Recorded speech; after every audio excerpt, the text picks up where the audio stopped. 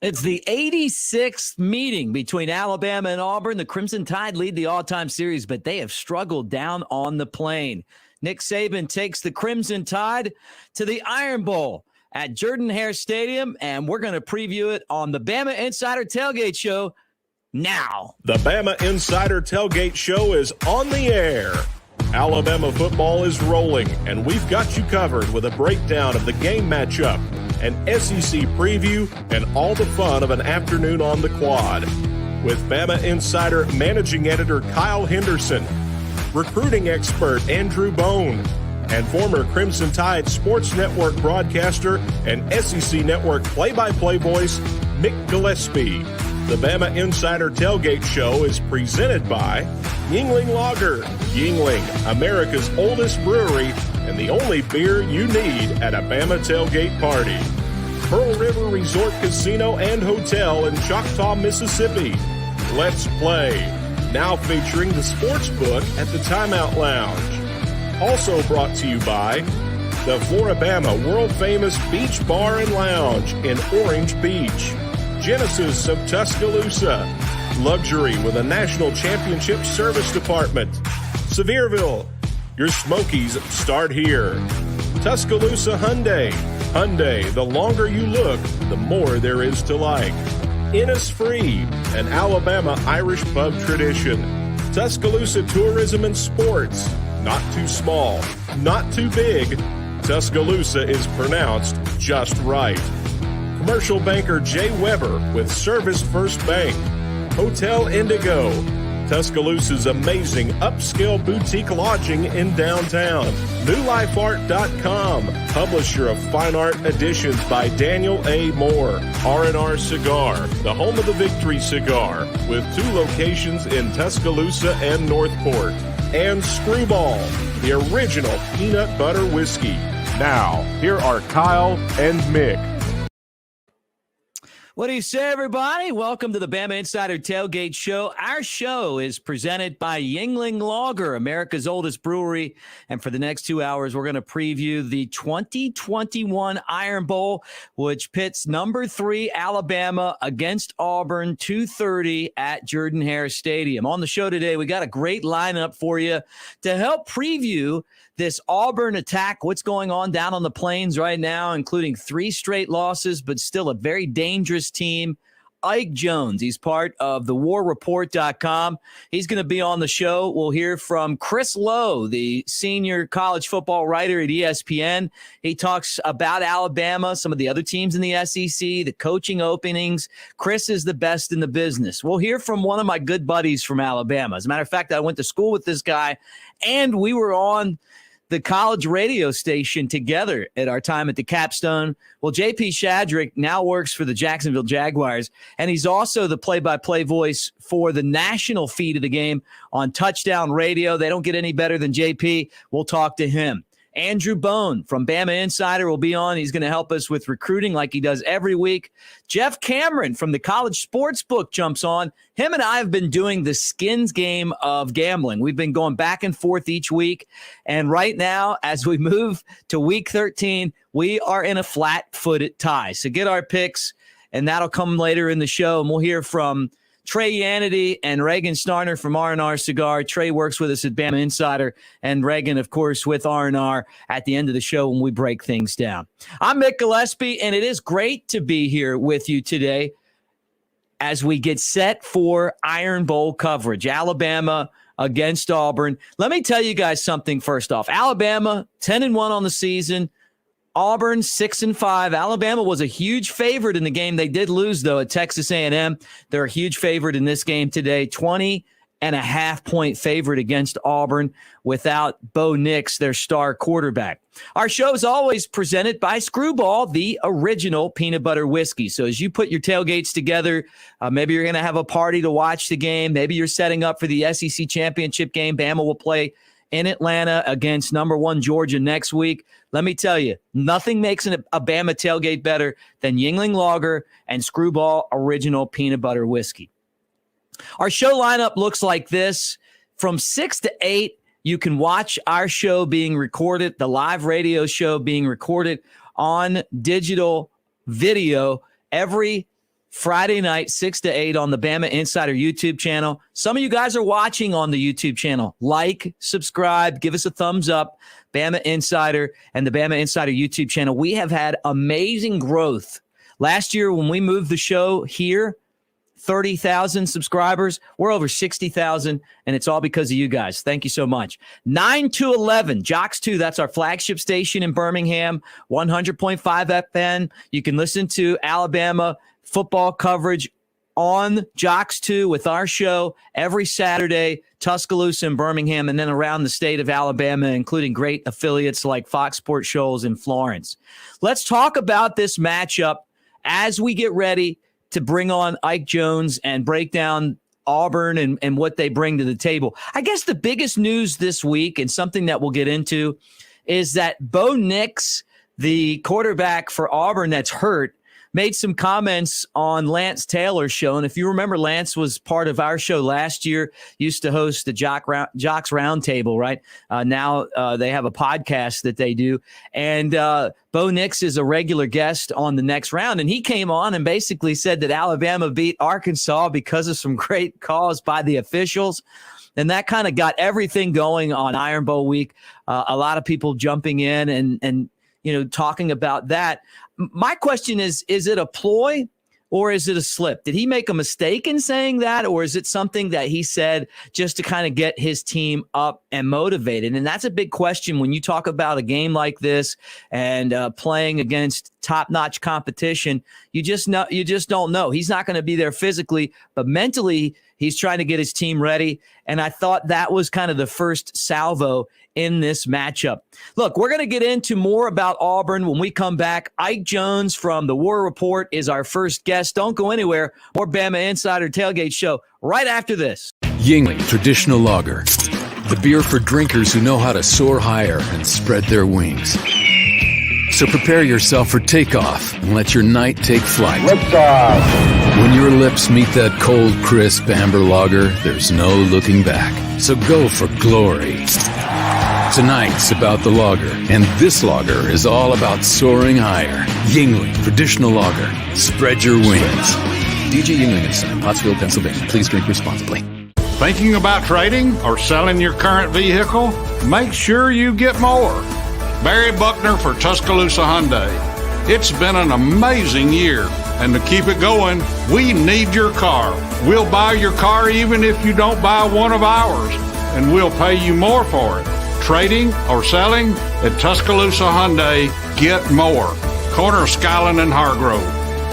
TuscaloosaHyundai.com. See dealer for vehicle value details. The city of Tuscaloosa offers you the combination of great adventures and great overnight accommodations. From exciting sports to unbelievable history, you'll find it all in Tuscaloosa. Here for you, here for your whole family. Go hiking or mountain biking, try paddleboarding or kayaking, witness our civil rights trail or an ancient Native American city. Eat our barbecue or hamburgers, enjoy our nightlife or music scene. And when you plan your Tuscaloosa getaway, plan to stay a while. Head to visittuscaloosa.com for your free visitor's guide. The tradition of giving fine art continues with the Daniel A. Moore Alabama Christmas Gift Pack, including the new 2022 Crimson and White Fine Art Calendar featuring some of the most honored former Alabama players, one collegiate classic fine art print signed by the artist, and your choice of 4 Daniel A. Moore beverage mugs, all for only $79, a $115 value. Order now at danielmooreart.com or by calling 1-800-735-2787. Barry Buckner for Genesis of Tuscaloosa. You heard it said, affordable luxury. But when it comes to affordable service, every new Genesis we sell comes with 3-year, 36,000-mile complimentary service. If you want to pay more, that's your business. If you want to save, that's our business. GenesisofTuscaloosa.com. Ownership limitations may apply. See your retailer for details. Genesis reserves the right to change program without notice. Exclusions may apply. Game day will never be the same because Pearl River Resort is introducing all new ways to win with Sportsbook at Golden Moon Casino. This is your ticket to Vegas-style sports betting, and it's game time. Place your bets on dozens of high-impact sports matchups anytime at the Timeout Lounge. And as always, play over 1,100 Vegas-style slots, 25 table games, and our 14-table poker room. Pearl River Resort is redefining what it means to win with Sportsbook at Golden Moon Casino. We're not just fans, we're here to play. You can't spell Alabama without the Bama. And you can't spell Floribama without the Bama. That's not the only thing that Alabama football and the Floribama have in common. There's heritage and pride. And, of course, keeping the fans happy. For 57 years, this iconic honky-tonk on the Alabama state line has been keeping our customers happy with the utmost attention on customer service. Great food, live music 365 days a year, and more events than we have time to list. Get the info you need at floribama.com. Make your plans to join us on the line. The Great Smoky Mountains area has some of the best fall drives in the nation. One of the most interesting and beautiful of these can be found on the way to Bluff Mountain. This fall, the best view is yours on Sevierville's Bluff Mountain Fall Driving Tour. Learn more and find additional fall drives to enjoy at visitsevierville.com/fall. Welcome back to the Bama Insider Tailgate Show. We get you ready for Alabama and Auburn. It's the Iron Bowl, and our show is always brought to you by Yuengling Lager, America's oldest brewery, and Screwball, the original peanut butter whiskey. This segment is presented by Hotel Indigo in Tuscaloosa. That's where I go when I'm staying in T-Town. I'm hanging out right there by the Black Warrior River. I'm on the rooftop and the rooftop bar looking over at Northport and City Cafe, where I go on Fridays to eat before game days. But the hotel is fantastic. Everyone there treats you so well. It's walking distance to Bryant-Denny Stadium, to campus. It's the first rooftop bar in Tuscaloosa. And really, when you come to town, the cool thing about Hotel Indigo is that every single one of them, when you go to different towns, is unique. And the one in Tuscaloosa is fantastic. Tina Jones and the crew down there take great care of us when we're in Tuscaloosa. We probably won't be there for a while, though, after Alabama finished up the home slate last week against Arkansas. This week, it's the Iron Bowl. And to give us a preview of Auburn from thewarreport.com is Ike Jones. What's up, Ike? Hey, not too much, man. Glad to be here. Yeah, great to have you on, too. Let's get right into this. Auburn, kind of a weird season for them, right? Weird understatements. Yeah, man. I feel like Brian Harsin's actually done a pretty good job. And you may disagree, but, I've got some pushback. I mean, Bo Nix being hurt definitely changes the complexion of a season where Auburn's had some really good wins and then the last couple of weeks, some bad losses. Yeah, no, I agree. I think it's been a mixed bag, right? So, of course, lately it's seemed to be all doom and gloom just because of the second half collapses that have happened in a couple of games. But I think overall, he's gotten off to a good start with being dealt a bad hand. So, first season woes under a new coach, but hopefully we can pull something out here at the end of the season. Let's talk about what this team's like without Nix. I mean, he's kind of been the face of Auburn. Look, his dad played for the Tigers. I mean, he is Mr. Auburn. He beat Alabama a couple of years ago down on the plains in this game. And he's a tough kid, too. I mean, he played an entire quarter with a broken foot or ankle, right? Right. Yeah, I mean, it's definitely a different team, different complexion without Bo Nix in there. TJ Finley, though a capable thrower of the football, is not nearly as athletic as far as being able to escape the pocket and make some things happen with his legs. Now, TJ can run, but he's just not as fleet of foot as Bo Nix is. So it does change the play calling a little bit. Mike Bobo doesn't have the QB run in his back pocket. The RPO game is going to be different. So it's definitely a different offense when Bo Nix is there as opposed to TJ Finley. When I think of Auburn's team this year, I think about Tank Bigsby. I mean, I figured he might be the most talented running back in the league, but it's been up and down. He actually had a pretty good game against South Carolina, but we didn't see him much in the fourth quarter. Yeah, it was puzzling why he didn't get more touches in the fourth quarter. I think about 8 minutes left in the game was the last time he got a touch in that game, when there was plenty of time left for us to be able to give him the ball. He had 162 yards, I think, in that game up to that point, which is crazy. With 8 minutes left in the game, he's over 160 yards and doesn't touch the ball anymore. And he's had an up and down season. I think he was a little banged up earlier, but he's definitely come on as of late and been back to the Tank Bigsby that we had hoped to see the entirety of the season. Well, let's talk about how this team matches up with Alabama. I mean, you've seen, being an Alabama guy, the Crimson Tide, you've seen the Tigers. What is it that you feel like going into this game, Auburn's going to be able to do to give Alabama trouble? It's going to be difficult. I'm going to be honest with you. The biggest thing that has hurt Alabama when teams have been able to move the ball has been the passing offense. And right now, we just don't know what that's going to look like with TJ Finley, right? So I'm not 100% sure how healthy Kobe Hudson is going to be, our leading receiver this season. So it's going to be difficult when you are a run-first team, and Alabama has done fairly well against the run. But I think what we're going to have to try to do is figure out ways to get some of these other receivers involved. Again, TJ is a good thrower of the football. He just needs to get some more reps in, I think, with some of these receivers. And hopefully he'll be able to move the ball. And then that will allow us to run and get into what we really want to do, which is just being aggressive in the run game. Played great games, Auburn did, against Arkansas and Ole Miss. What did they do in those games that they didn't do in the Texas A&M and South Carolina losses?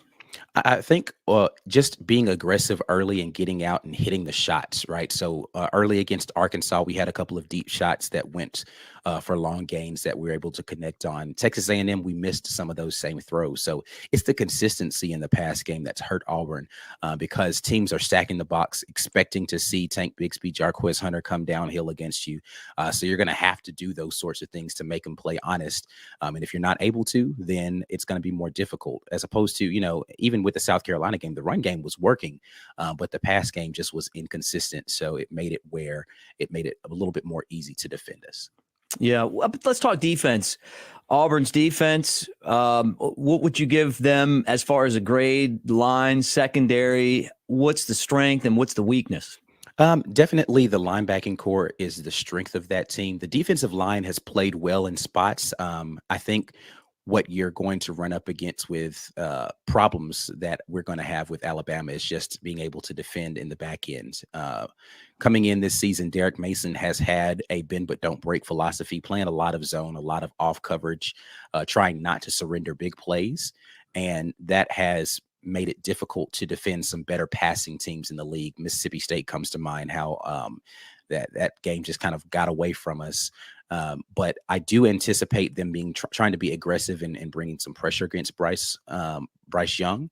But yeah, as far as the defensive line, as far as a grade, I'd say they played up to a B level. I'd give a B as well to the linebacking core. The defensive backfield, though, C- at best. It's been spotty. So we're going to have to do a better job in the defensive backfield and communication just to be able to play an aggressive game up front. Look, from our perspective, covering Alabama, went to school there. Gus Malzahn was a thorn in Nick Saban's side. I mean, Look, he won the last two games in Auburn. He didn't have a winning record against Alabama, but I'll tell you what, as far as Nick Saban is concerned, really no one does. Right. Yet when Gus Malzahn was on the sideline, it was always tough. There were wrinkles. They beat Alabama. He's not there. Your opinion on the difference between where Auburn is and where they were, and do you miss Gus, or did you think this was the right move? I mean, is this Brian Harsin definitely the future, and do you like the direction? So I'm going to be honest with you. I was not a huge Gus Malzahn fan the last couple of years there. I felt as if the team was not able to compete well enough in some of the bigger matchups. Now we did, like you said, have a couple of wins against Alabama, albeit against a banged up Alabama team 2 years ago. And then I think that the issue I have with Gus is the bowl record and then the record against top 25 teams, right? Like we were just hovering in this no man's land of not really great, but not terrible either. The other half of that question is Brian Harsin, the guy to take us over the top. That's still yet to be seen. If we're going to judge by this season, the answer is going to be no, right? But I don't know that we can judge early returns because Gus Malzahn, first season, you go to a national championship and then you only really sniffed the playoff one other time in the other 7 seasons under him. So still a little too early to determine that. I do like the culture reset that he's trying to bring to the Plains, but we'll see how that pans out over time. I'm not I've learned my lesson of jumping the gun on coaches. So I'll wait and see what the returns are after a couple of seasons, because, hey, listen, the last 2 coaches have had early success and then faltered heavily after the next couple of seasons. So we'll see. Ike, thanks for doing the show, man.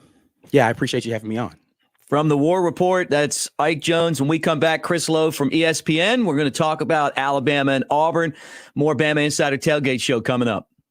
Introducing Flight by Yingling, the next generation of light beer. For those who don't follow trends, but craft them. Flight by Yingling is 12 ounces of uncompromised refreshment from America's oldest brewery. With only 2.6 grams of carbs and 95 calories, this is premium refreshment 6 generations in the making. Don't just raise a glass, raise the bar. Flight by Yingling. Now available wherever beer is sold. DG Yingling and Son Incorporated. Pottsville, Pennsylvania. Please enjoy responsibly. Thinking about trading or selling your current vehicle? Make sure you get more. Barry Buckner for Tuscaloosa Hyundai. It's been an amazing year, and to keep it going, we need your car. We'll buy your car even if you don't buy one of ours, and we'll pay you more for it. Trading or selling? At Tuscaloosa Hyundai, get more. Corner of Skyland and Hargrove.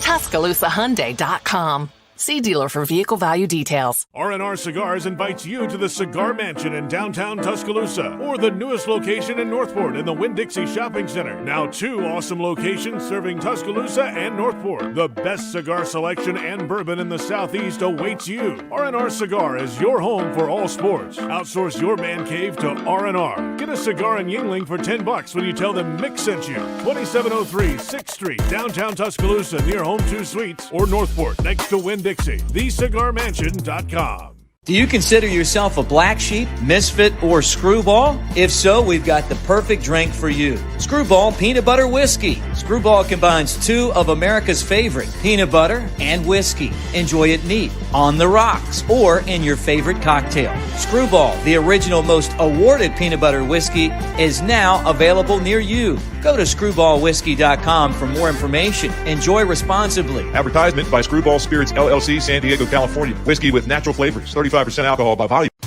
Barry Buckner for Genesis of Tuscaloosa. You heard it said, affordable luxury. But when it comes to affordable service, every new Genesis we sell comes with 3-year, 36,000-mile complimentary service. If you want to pay more, that's your business. If you want to save, that's our business. GenesisofTuscaloosa.com. Ownership limitations may apply. See your retailer for details. Genesis reserves the right to change program without notice. Exclusions may apply.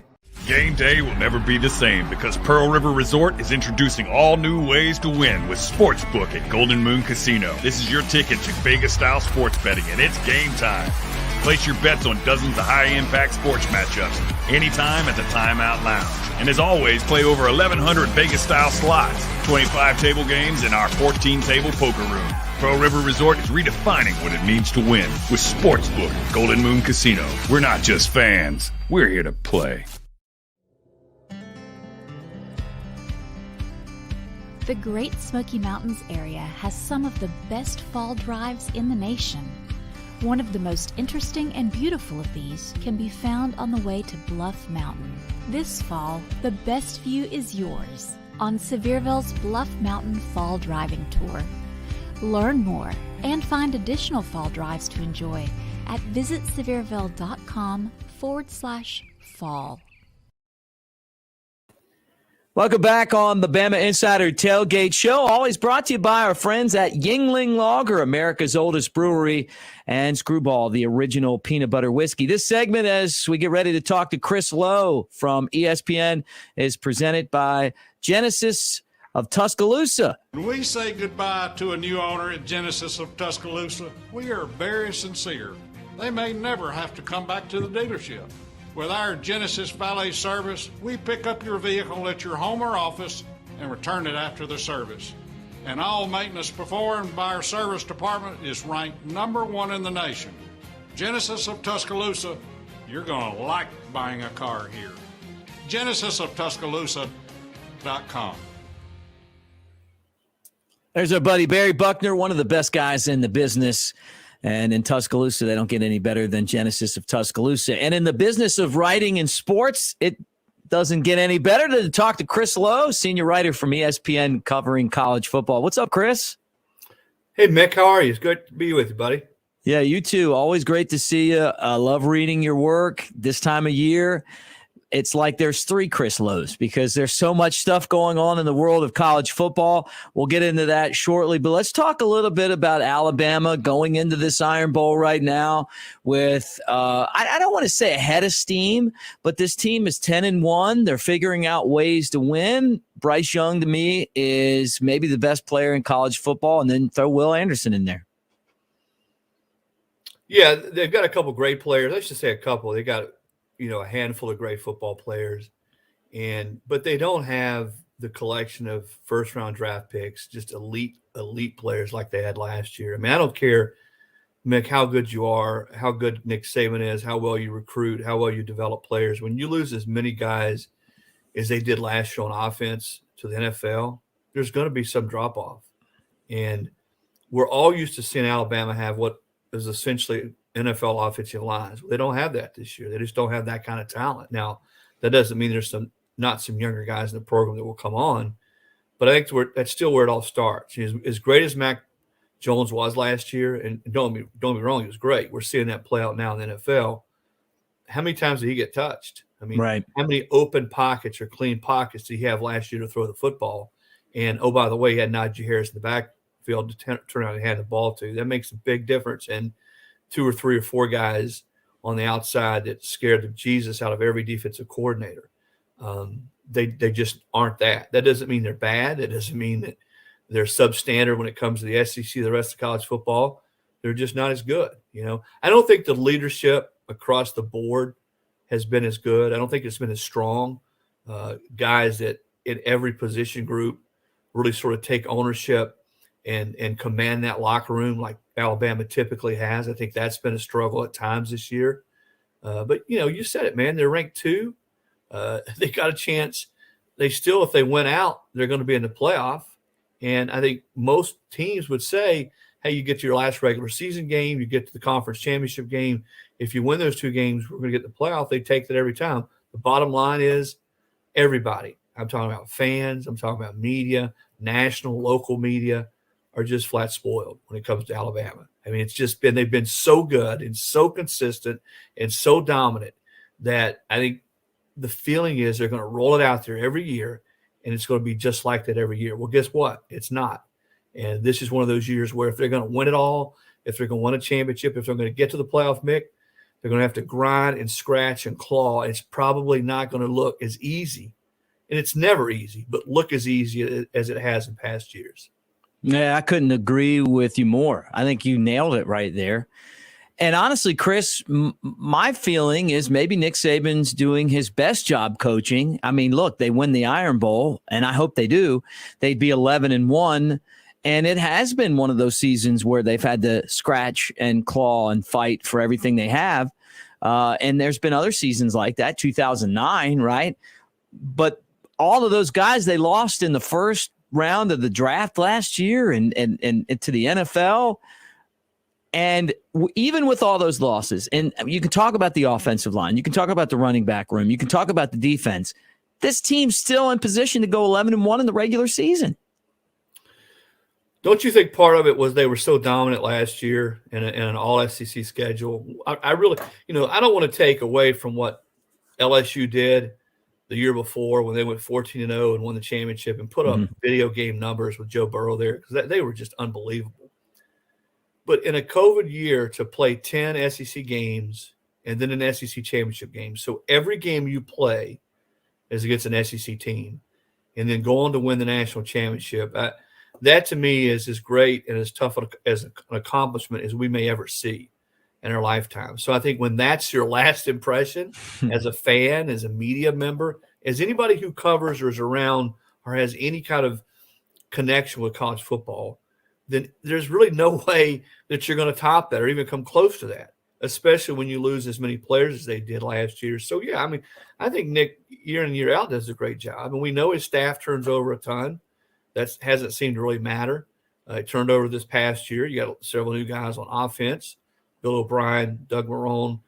But they just don't look the same, and they don't play the same up front offensively as we're used to seeing Alabama play. And I don't think that's a reflection on Bill O'Brien or Doug Marrone at all. They just haven't been as good, and I think they haven't responded. A lot of these guys haven't responded as well as Alabama teams typically have, and I think that's been frustrating for the entire coaching staff as well as the leadership on this Alabama football team. But again, all that said, if someone dropped in from Mars right now and they heard us talking, they think Alabama was 500 right now. Right. Heck, they got a chance to win the Iron Bowl, go to the SEC championship game in what's essentially a play-in game for them anyway. Georgia's going to go regardless, to go back to the playoffs. So my thing is, listen, let's sit back and see what happens, how they play against Auburn on Saturday. And I don't care who he's playing, where they're playing, what the team has done previously. I like my odds with Nick Saban coaching a team on a big stage with a championship at stake. Let's talk Bryce Young. I feel like there's some weaknesses at running back with the injuries. I feel like the offensive line, still could be a little bit better. A lot of drops with the receivers, although there are some playmakers there.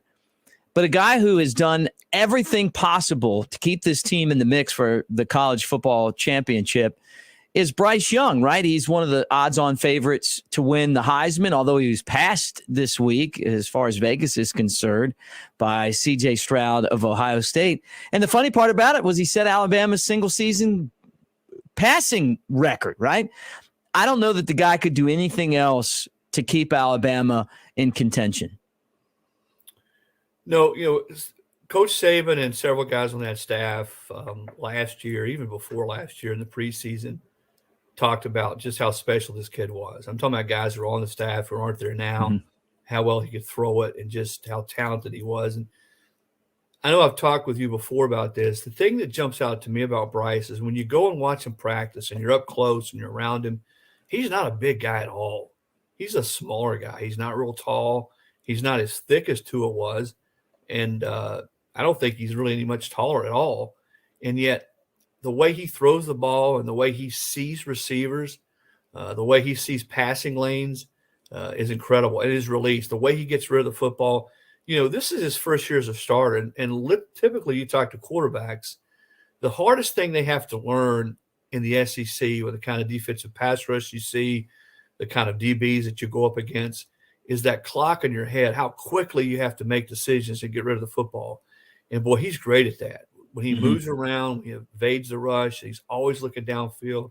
He sees guys. He's a lot of fun to watch play and looks, honestly, Mick, like he's been playing 2 or 3 years in this system. Remember, this is a new coach. Bill O'Brien's his new coordinator. Last year it was Sark.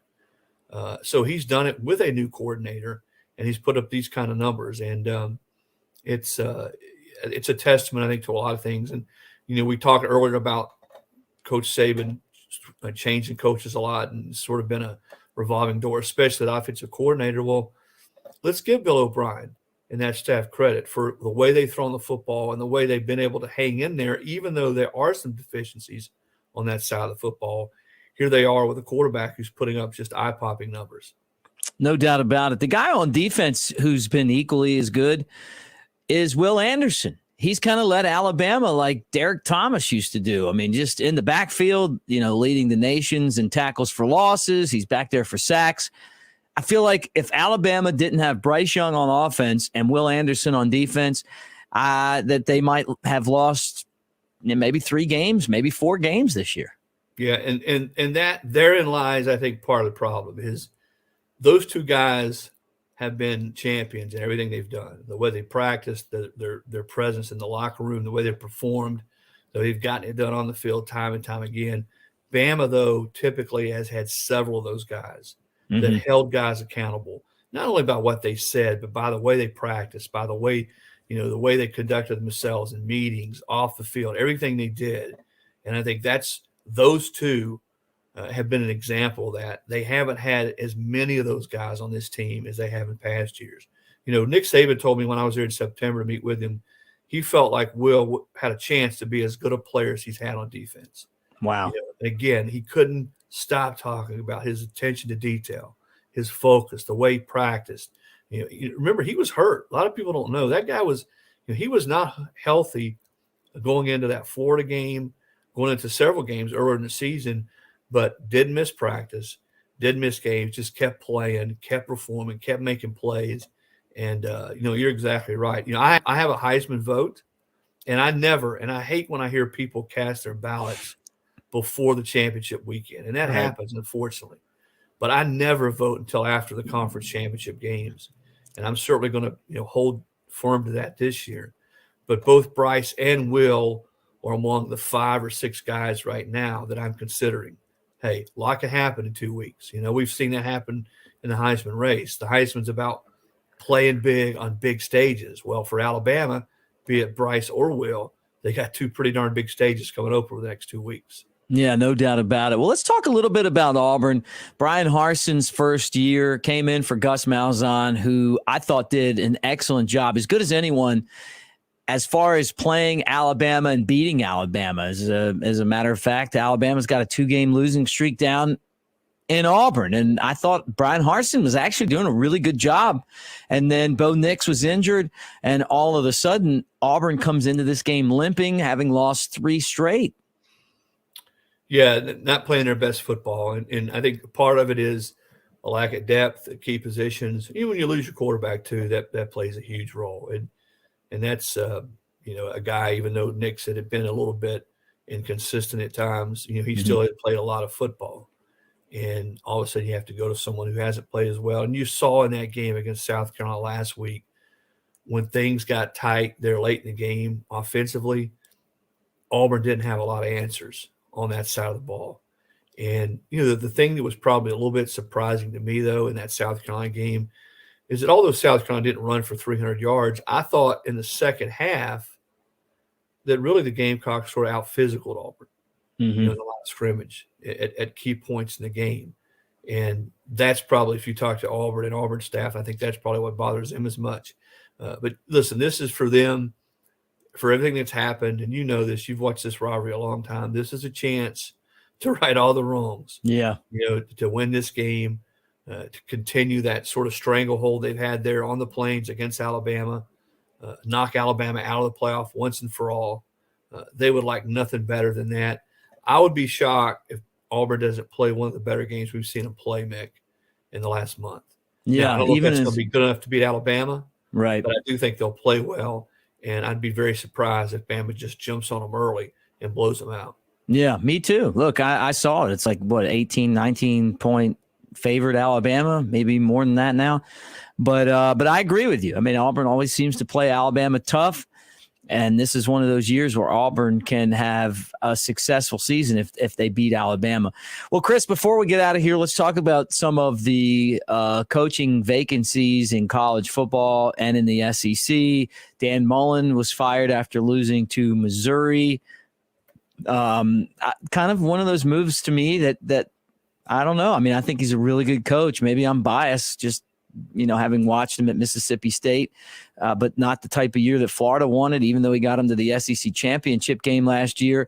Obviously, since we talked to you last, the LSU job's open. I've never been a big fan of Ed Orgeron, but I got to give the guy a lot of credit for sticking around and coaching, even though he's not going to be back there next year, and bringing enthusiasm. But it just seems like this, for Florida, I mean, it just seemed like a weird year to go out and get rid of your coach. And then one of the names that we're hearing a lot about in the SEC is Lane Kiffin. Could Lane Kiffin go to some other school in the conference, or maybe even down to Miami if that job opens, or what? You're in the mix on all this stuff. Give us some insight here. You know who I blame for all this chaos? Is the guy right there in Tuscaloosa, Nicholas Lou Saban.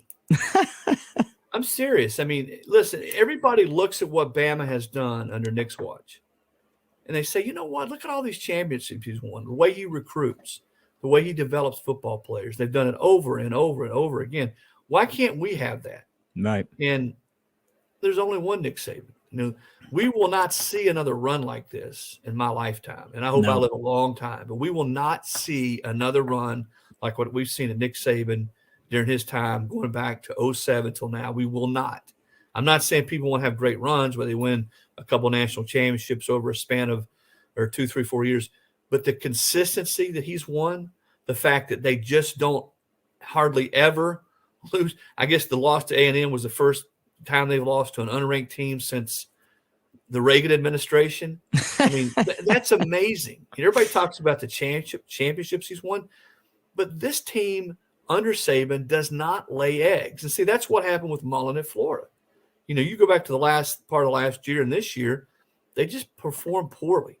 And you watch the way they played down the stretch this year, it looked like a football team that didn't believe in its coach anymore. It looked like he had lost his team.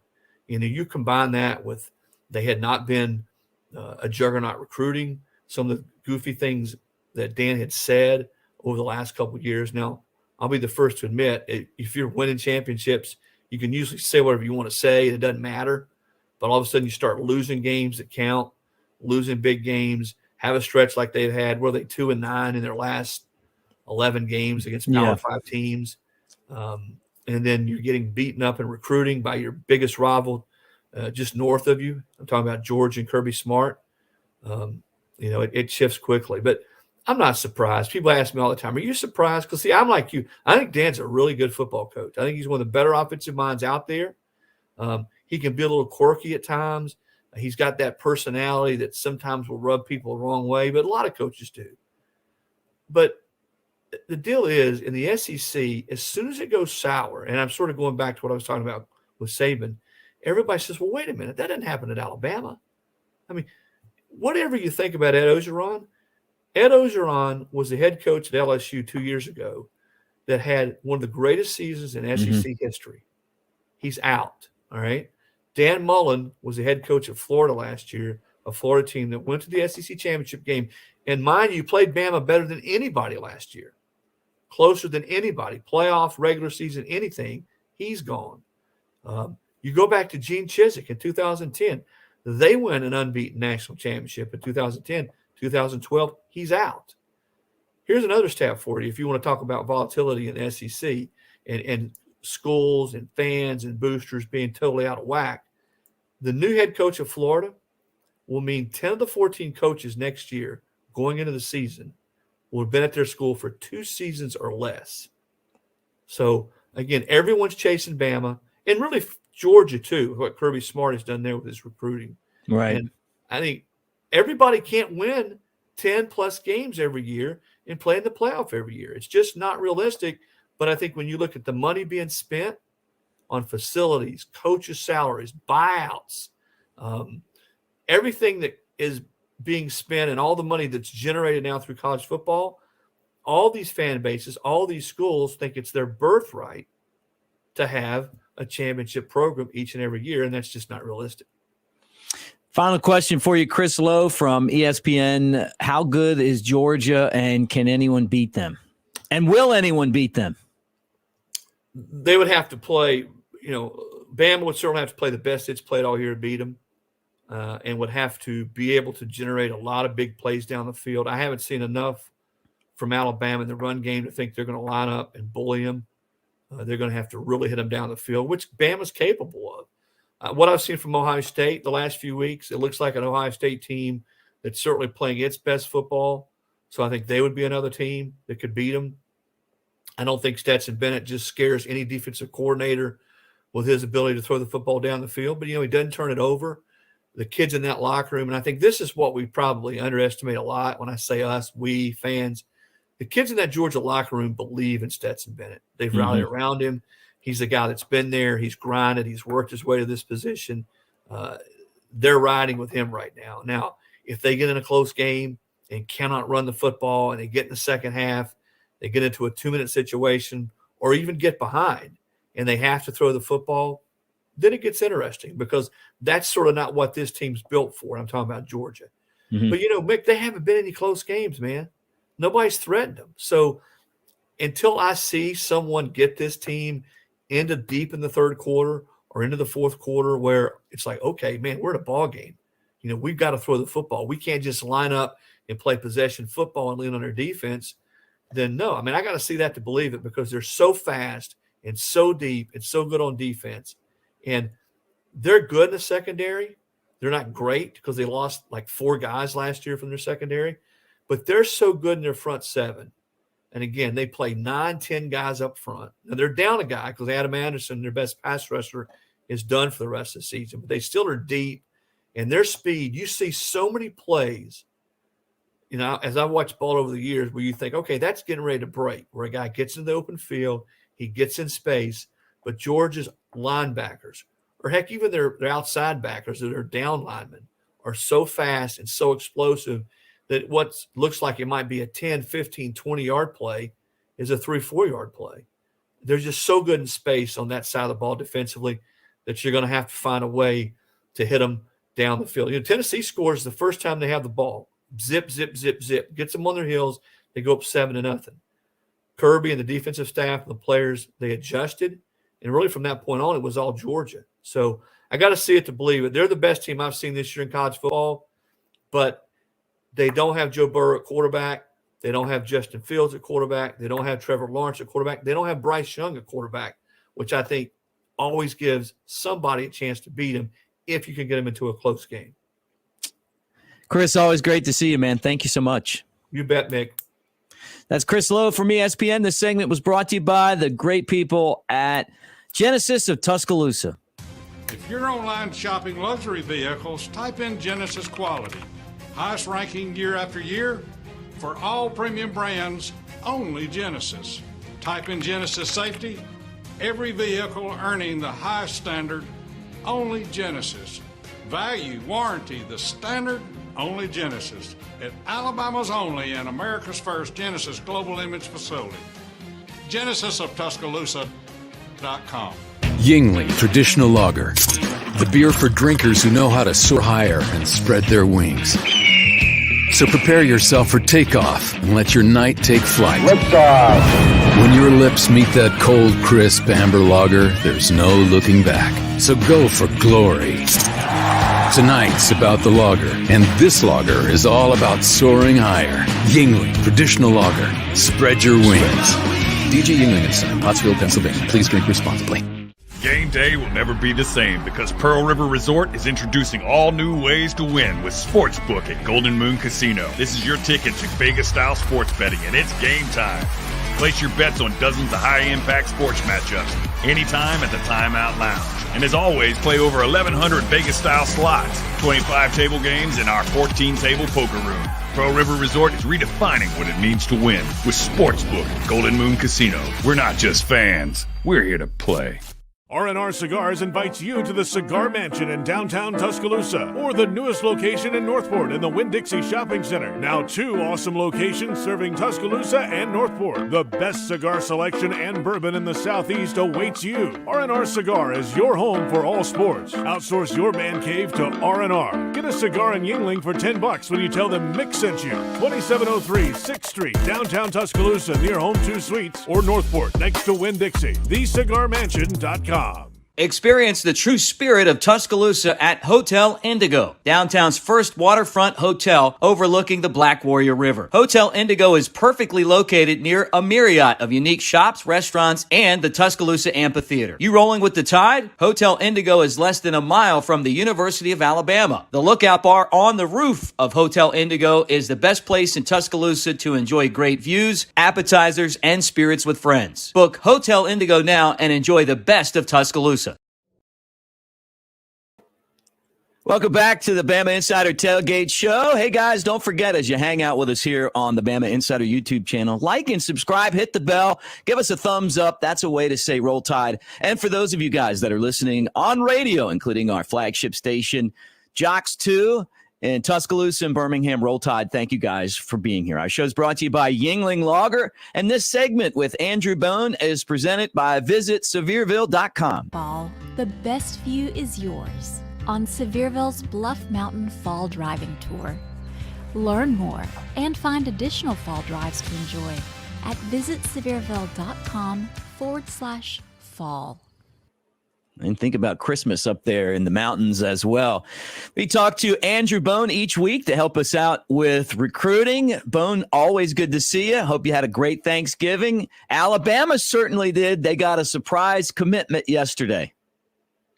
Yeah, that's right. Good to talk to you, Mick, and I hope you and your family had a great Thanksgiving holiday as well. Alabama picked up a big commitment on Thanksgiving Day. You love those Thanksgiving Day commitments when you're, just finished eating lunch and you're stuffed and you can barely move, and then bam, all of a sudden you see a commitment happen on social media with Jamarion Miller.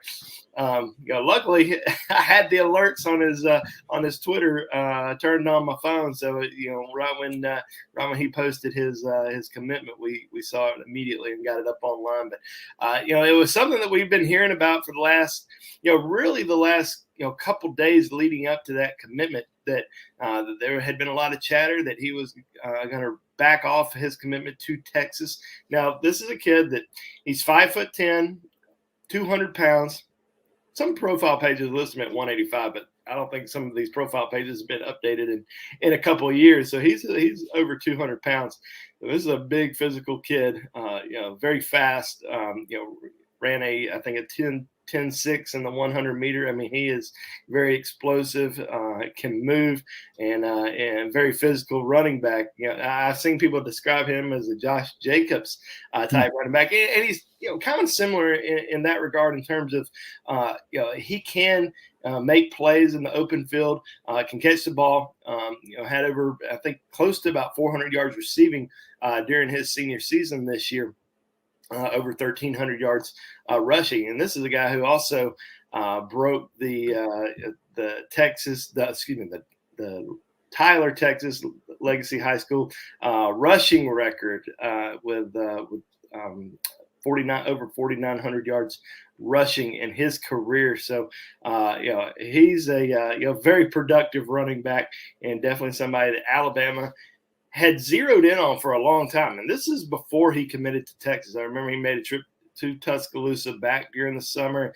Everybody was talking about all these different running backs that were visiting, whether it was Branson Robinson out of Mississippi or Nicholas Singleton out of Pennsylvania, had all these different backs. But, the guy I kept hearing about most from Alabama that they really liked a lot, that they were really pressing for, was Jamarion Miller, and also Le'Veon Moss. They love those two guys from the get-go. And they got an early commitment from Le'Veon Moss in June, but he ends up decommitting and now committed to Texas A&M. But Alabama never stopped recruiting Jamarion Miller. Even after Le'Veon Moss committed and you had Le'Veon Moss on board, you also have Emmanuel Henderson on board, Alabama was still pressing for Jamarion Miller. They wanted him still in the recruiting class. And, they didn't really care, what anybody thought about the numbers. They were going after him and really, considered him an elite prospect. But he ends up taking a visit over to Texas, commits to Texas.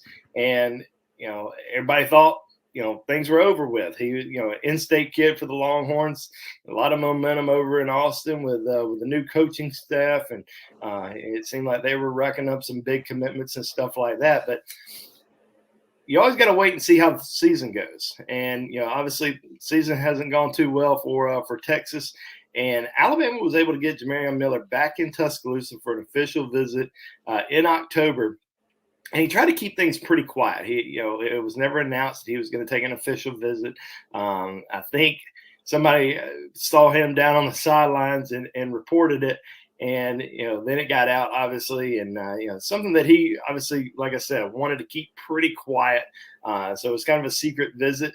We thought maybe, and I touched on this, a week or so ago, that I felt like if he was going to flip to Alabama, this was going to be kind of one of those signing day deals where nobody knew that he was gonna flip, that he was just gonna go into signing day, sign with Alabama, and that was gonna be it. It was gonna shock everybody. But instead, he decided to announce it on Thanksgiving after we had started hearing some chatter about 48 hours prior that it was possible that he was gonna at least reopen his recruitment. We didn't think he was gonna actually flip to Alabama.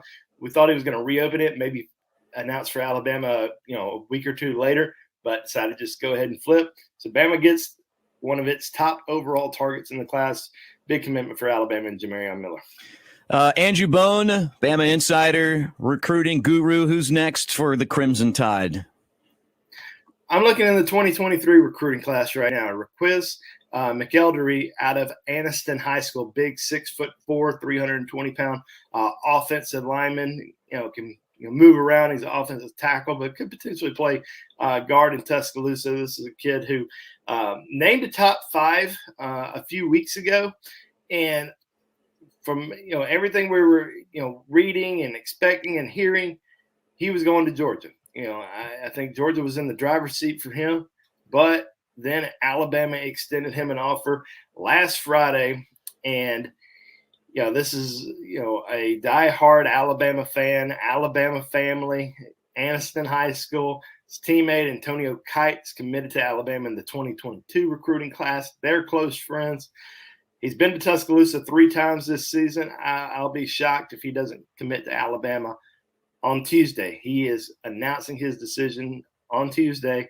And I would say it's probably between Alabama and Georgia, but I'll lean towards Alabama with him. So Alabama can finally pick up its first 23 commitment next week when Raquise McElderry announces his commitment on Tuesday.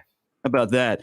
All right, let's talk Alabama, Auburn, the Iron Bowl. Tell me about some of the guys that are going to be there that these teams are going to be fighting over. Well, one of the biggest prospects that's going to be there on an official visit is Curtis Perry, in-state defensive lineman from Pike Road High School. He has a top 5, but I do think it's going to come down between Alabama and Auburn. He took an official visit to Alabama last week. I'm kind of surprised he didn't go ahead and commit. I'm sure Alabama was hoping he would go ahead and make that decision after the official visit. But, he wants to take that official to Auburn this weekend and, see what they have to offer. But I do think in the end it's going to be Alabama for Curtis Perry. Also in Auburn this weekend is Isaiah Bond, Rivals 100 athlete, recruited mainly as a wide receiver from Buford High School in Georgia. Just decommitted from Florida earlier this week. Alabama currently sitting in the driver's seat for him, but he picked up an offer, I believe, on Monday, and he's going to take a visit over to the Plains this weekend. One particular kid to really keep an eye on is Robert Woodward. He's an Alabama commitment, been committed to Alabama for almost a year now. But he hasn't visited Tuscaloosa in a while. I think it's been since July since he's been to Tuscaloosa. We've kind of been hearing that there's a good chance he's probably going to end up going somewhere else. And he has visited Auburn. There's a lot of interest there. Would not be surprised if he commits to Auburn, flips to Auburn. And if he does, I think that's pretty much going to be the end of it. I don't think Alabama's going to try to reel him back in, but I could easily see him flipping to Auburn this weekend, or potentially by the early signing period. So those are some of the top guys that we're kind of keeping track on. I mean, there's some other guys who are out there, but in terms of just head-to-head battles, there's just not many of those in this class. There's a lot of 2023 guys that are going to be visiting Auburn this weekend from the state of Alabama.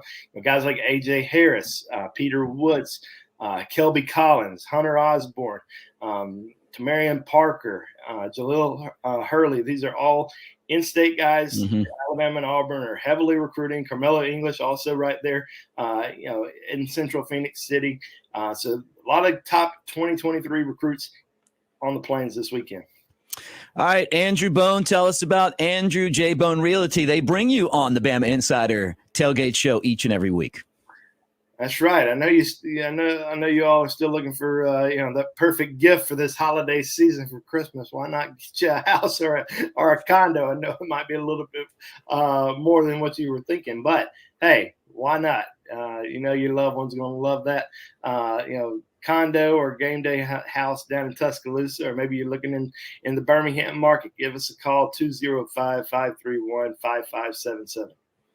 You look behind both of us, you'll see those Daniel A. Moore prints from New Life Art. Guys, let me remind you right now that if you use the promo code 20OFF-AU, you get 20% off Alabama versus Auburn limited editions. So your house or man cave or office or restaurant or wherever will look as cool as Bone and mine's do, if that even makes sense, right? Hey, Bone, great to see you. Let's do it again next week as we'll get everyone ready for the SEC championship game. Sounds good, Mick. Have a good one, man. We'll be right back. More Bama Insider Tailgate Show coming up next. Yingling Traditional Lager, the beer for drinkers who know how to soar higher and spread their wings. So prepare yourself for takeoff and let your night take flight. Liftoff. When your lips meet that cold, crisp amber lager, there's no looking back. So go for glory. Tonight's about the lager, and this lager is all about soaring higher. Yingling Traditional Lager. Spread your wings. DJ Yingling and Son, Pottsville, Pennsylvania. Please drink responsibly. Thinking about trading or selling your current vehicle? Make sure you get more. Barry Buckner for Tuscaloosa Hyundai.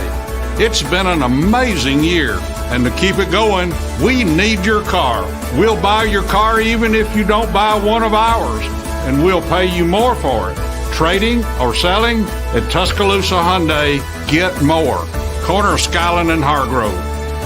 TuscaloosaHyundai.com. See dealer for vehicle value details. The city of Tuscaloosa offers you the combination of great adventures and great overnight accommodations. From exciting sports to unbelievable history, you'll find it all in Tuscaloosa. Here for you, here for your whole family. Go hiking or mountain biking, try paddleboarding or kayaking, witness our civil rights trail or an ancient Native American city. Eat our barbecue or hamburgers, enjoy our nightlife or music scene. And when you plan your Tuscaloosa getaway, plan to stay a while. Head to visittuscaloosa.com for your free visitor's guide. R&R Cigars invites you to the Cigar Mansion in downtown Tuscaloosa, or the newest location in Northport in the Winn-Dixie Shopping Center. Now 2 awesome locations serving Tuscaloosa and Northport. The best cigar selection and bourbon in the Southeast awaits you. R&R Cigar is your home for all sports. Outsource your man cave to R&R. Get a cigar in Yingling for $10 when you tell them Mick sent you. 2703 6th Street, downtown Tuscaloosa near Home 2 Suites, or Northport next to Winn-Dixie. TheCigarMansion.com. Barry Buckner for Genesis of Tuscaloosa. You heard it said, affordable luxury. But when it comes to affordable service, every new Genesis we sell comes with 3-year, 36,000-mile complimentary service. If you want to pay more, that's your business. If you want to save, that's our business. GenesisofTuscaloosa.com. Ownership limitations may apply. See your retailer for details. Genesis reserves the right to change program without notice. Exclusions may apply. Game day will never be the same because Pearl River Resort is introducing all new ways to win with Sportsbook at Golden Moon Casino. This is your ticket to Vegas-style sports betting, and it's game time. Place your bets on dozens of high-impact sports matchups anytime at the Timeout Lounge. And as always, play over 1,100 Vegas-style slots, 25 table games, and our 14-table poker room. Pearl River Resort is redefining what it means to win with Sportsbook at Golden Moon Casino. We're not just fans. We're here to play.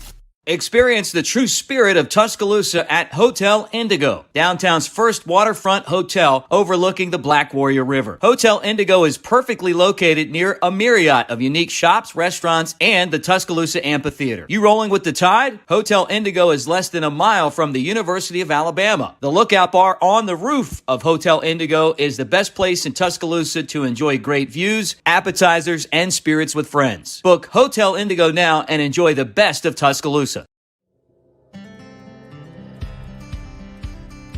The Great Smoky Mountains area has some of the best fall drives in the nation. One of the most interesting and beautiful of these can be found on the way to Bluff Mountain. This fall, the best view is yours on Sevierville's Bluff Mountain Fall Driving Tour. Learn more and find additional fall drives to enjoy at visitsevierville.com/fall. Welcome back to the Bama Insider Tailgate Show, always brought to you by Yingling Lager, America's oldest brewery. Don't forget our friend Cheryl Yingling. Actually, JP and I both can call Cheryl a friend. Went to Alabama from Pottsville, Pennsylvania, part of Yingling's ownership. She puts a little crimson love in each one of those green bottles. This time of year, though, make sure you try the Yingling Hershey's Porter. Well worth it. A little bit of crimson love in every one of those brown bottles, right?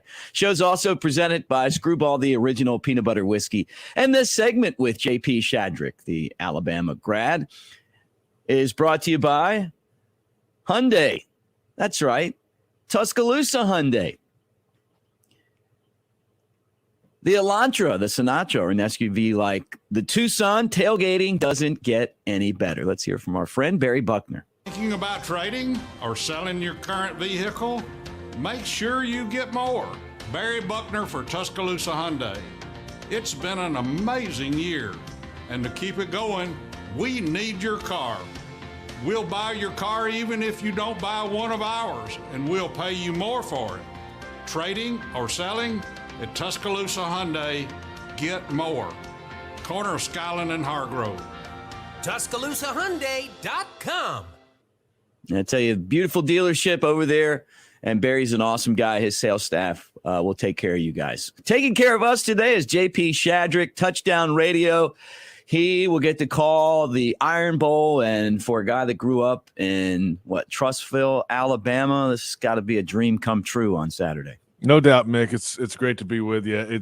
It's the game that makes you want to go work in sports. I mean, to be quite honest with you, all the cliches. Oh, it's the kids on the playground against each other. And that's real. Everybody here knows that. I mean, I grew up in it in Trussville. Like the Alabama kids would play the Auburn kids in recess, and that's how it went. And, so now to be able to have a microphone at Jordan-Hare Stadium on Saturday is, a dream assignment. I cannot wait to go do that game on Saturday. And no matter the rankings, no matter the records and all that stuff, it's just I've been thinking for a few weeks now how I'm going to approach it, and it's going to be great. And I can't put words to it right now. That's how excited I am. Like to have this game and the build up to it, and Alabama's on a national championship run. At least they feel like they can still do it. All that combined, cannot wait for kickoff. What do you think about this game? Auburn's lost 3 straight. They struggled on offense in the second half against South Carolina. Tank Bigsby didn't see the ball a lot in the second half. It really didn't seem like we're without Bo Nix, but they're dangerous. I don't know. I see the spread's like 19 right now. Yeah, they can run the ball. I like the running backs. Bigsby can play. Sean Shivers has his moments. Also, little guy, but kind of thick and big legs and does all that. So they have the running backs down. Kobe Hudson might be the best of the receivers, though the statistics may not tell you that. I think he's number 5 for Auburn. He's probably their best guy up front. And their offensive line is a veteran group, but, a lot of times how productive are they? This is a different feel now with TJ Finley in there, right? I mean, obviously Bo Nix would run around like a chicken back there and make things happen off schedule and do all that stuff that Bo Nix could either do well or it would not go well. Like it would one way or the other when that was happening. Well, Finley's going to stand back there and try to throw it around or hand it off. Like he's not going to be running around and all this off schedule stuff. So can they keep up with Alabama is the question, right? I mean, Alabama's going to score points. Bryce Young's going to throw it all over the yard. He's got a point to prove himself, obviously, trying to stay in the Heisman race with C.J. Stroud. Stroud will have played earlier in the day at noon. Not that he's going to look at that one-on-one, but that's what's going on. And it's an offense that throws the ball over the place at Alabama. So I'm not sure if Auburn at least can keep up with them on the scoreboard. There are pieces of the defense that are good with Auburn. McClain's a good player at linebacker. They got a couple of defensive linemen, pass rusher types, but can they get home and get through? I don't know, because Bryce Young gets it out so quick and they're so dangerous outside. Alabama's lost their last 2 games, though, at Jordan-Hare Stadium. The last time they won was 2015 with Derrick Henry running over Auburn in the second half of that football game.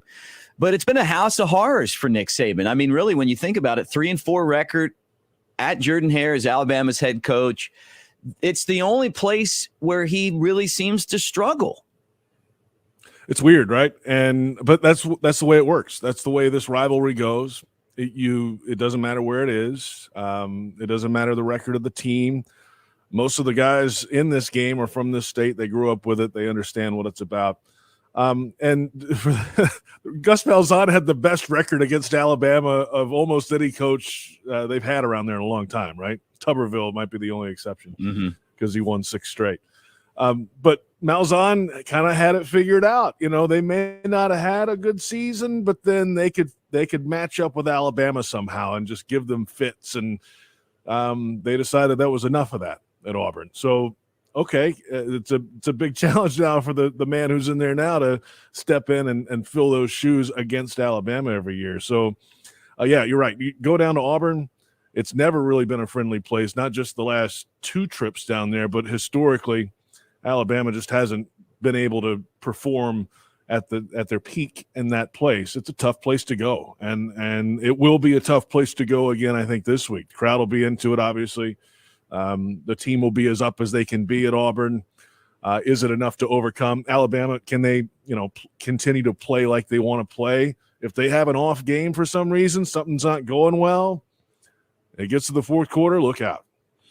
Yeah, Alabama does have some weaknesses. We'll get into that first, and then we'll talk about the strengths of this team. But they're 10-1, right? And we're going to sit here and nitpick them. But, I mean, that's kind of the nature of the beast. Alabama has been so good. And everyone expects them to be a national championship contender. They slipped to 3 in the college football playoff rankings. They play Georgia next week, so they'll have a chance to be number 1 if they beat them. The offensive line has been inconsistent. I feel like this is the weakest running back room that Alabama's had, and I say this because of injuries, right? But the weakest running back room that Alabama's had since Nick Saban's been there, I mean, going all the way back to his first year. And the receivers drop some passes. I mean, there's some playmakers out there, Jamison Williams, John Mechie, but there's been a lot of drops from the tight ends and from all of the receivers. Bryce Young seems to make it worse, but make it work, not worse. But let's talk about the offensive line and the running game, and then we'll get into Bryce Young, who's been just absolutely amazing this year for Alabama.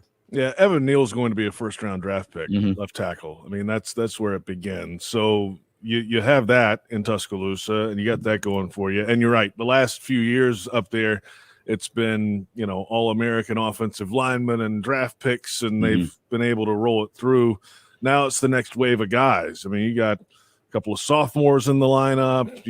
They actually have, obviously, you guys know it, they're using an extra man on the offensive line, basically a 6th lineman wearing number 85 a lot this season, but, to try to get some things going in that run game. And Kendall Randolph is that kind of the 6th guy there. But the running back room, it's just a little different, right? Trey Sanders had the automobile accident in his past. He's had some injury issues before, and he's finally kind of getting in there some, but he's a 5-star running back coming out. Hasn't, for reasons that are kind of out of his control, hasn't been able to at least touch the field a lot lately, at least coming into the season. Brian Robinson kind of waited his turn with all those running backs in the room there and had his touches over the years. Finally, he's getting an opportunity. He could go over 1,000 yards for the season this week. When they get down close, they can hand it to him. He scores and gets in the end zone a good bit. I mean, we're talking about a running back that's almost 1,000 yards that has 14 touchdowns this year. It's like, oh, what's wrong with a running game? Like, you take that most years. Like, but at Alabama, that's a different feel with all the running backs they have going through there. So with everything going on in the passing game and the ability for big plays out there, I think for what this offense is, okay, it's an okay running game, and that's fine. Just as long as you can run when you need to run, they're going to be okay. Bryce Young maybe having the best season of any Alabama quarterback. That even includes Mac Jones from a year ago. I mean, in last week he set the single game all-time passing record at Alabama, and it wasn't in a blowout. It was in a game that Alabama needed those yards, right? 600 plus total when you count him running, and he threw for over 550 yards. And somehow he slipped to second in the what Vegas feels like is the odds on to win the Heisman. But he's been Alabama's savior this year. That Scott Hunter number from 1969 was one that, you growing up there, it's like, oh, nobody will touch that at Alabama. They run the ball. They're not going to throw all that. And he just blew past it last week. And, I saw C.J. Stroud firsthand last week. I had the Ohio State game against Michigan State at the Horseshoe. And to see him just poised and standing back there smooth, they move the pocket for him, and he has receivers that are right on point, and he can make pretty much every throw.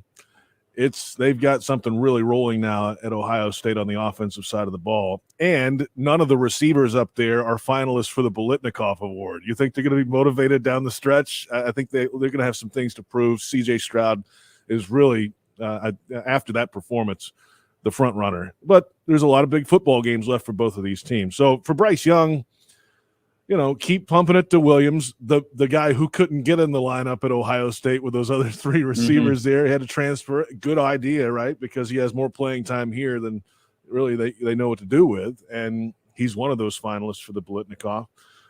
Get Mechie. You have playmakers out there. Keep feeding them the ball. Bryce is just fine.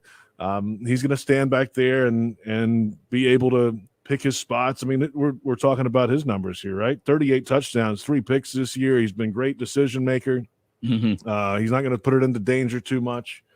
If he needs to turn around and hand it off to Robinson, he can do that. So he's making this thing work as best as it can, considering the personnel may not be as deep as it has been in years past there. Yep. All right, let's talk Iron Bowl memories. Being that you grew up in Alabama and you get to call this game, give me a couple of Iron Bowl memories that you have. My first game that I attended was 1990 at Legion Field, Birmingham. It was a 16-7 final.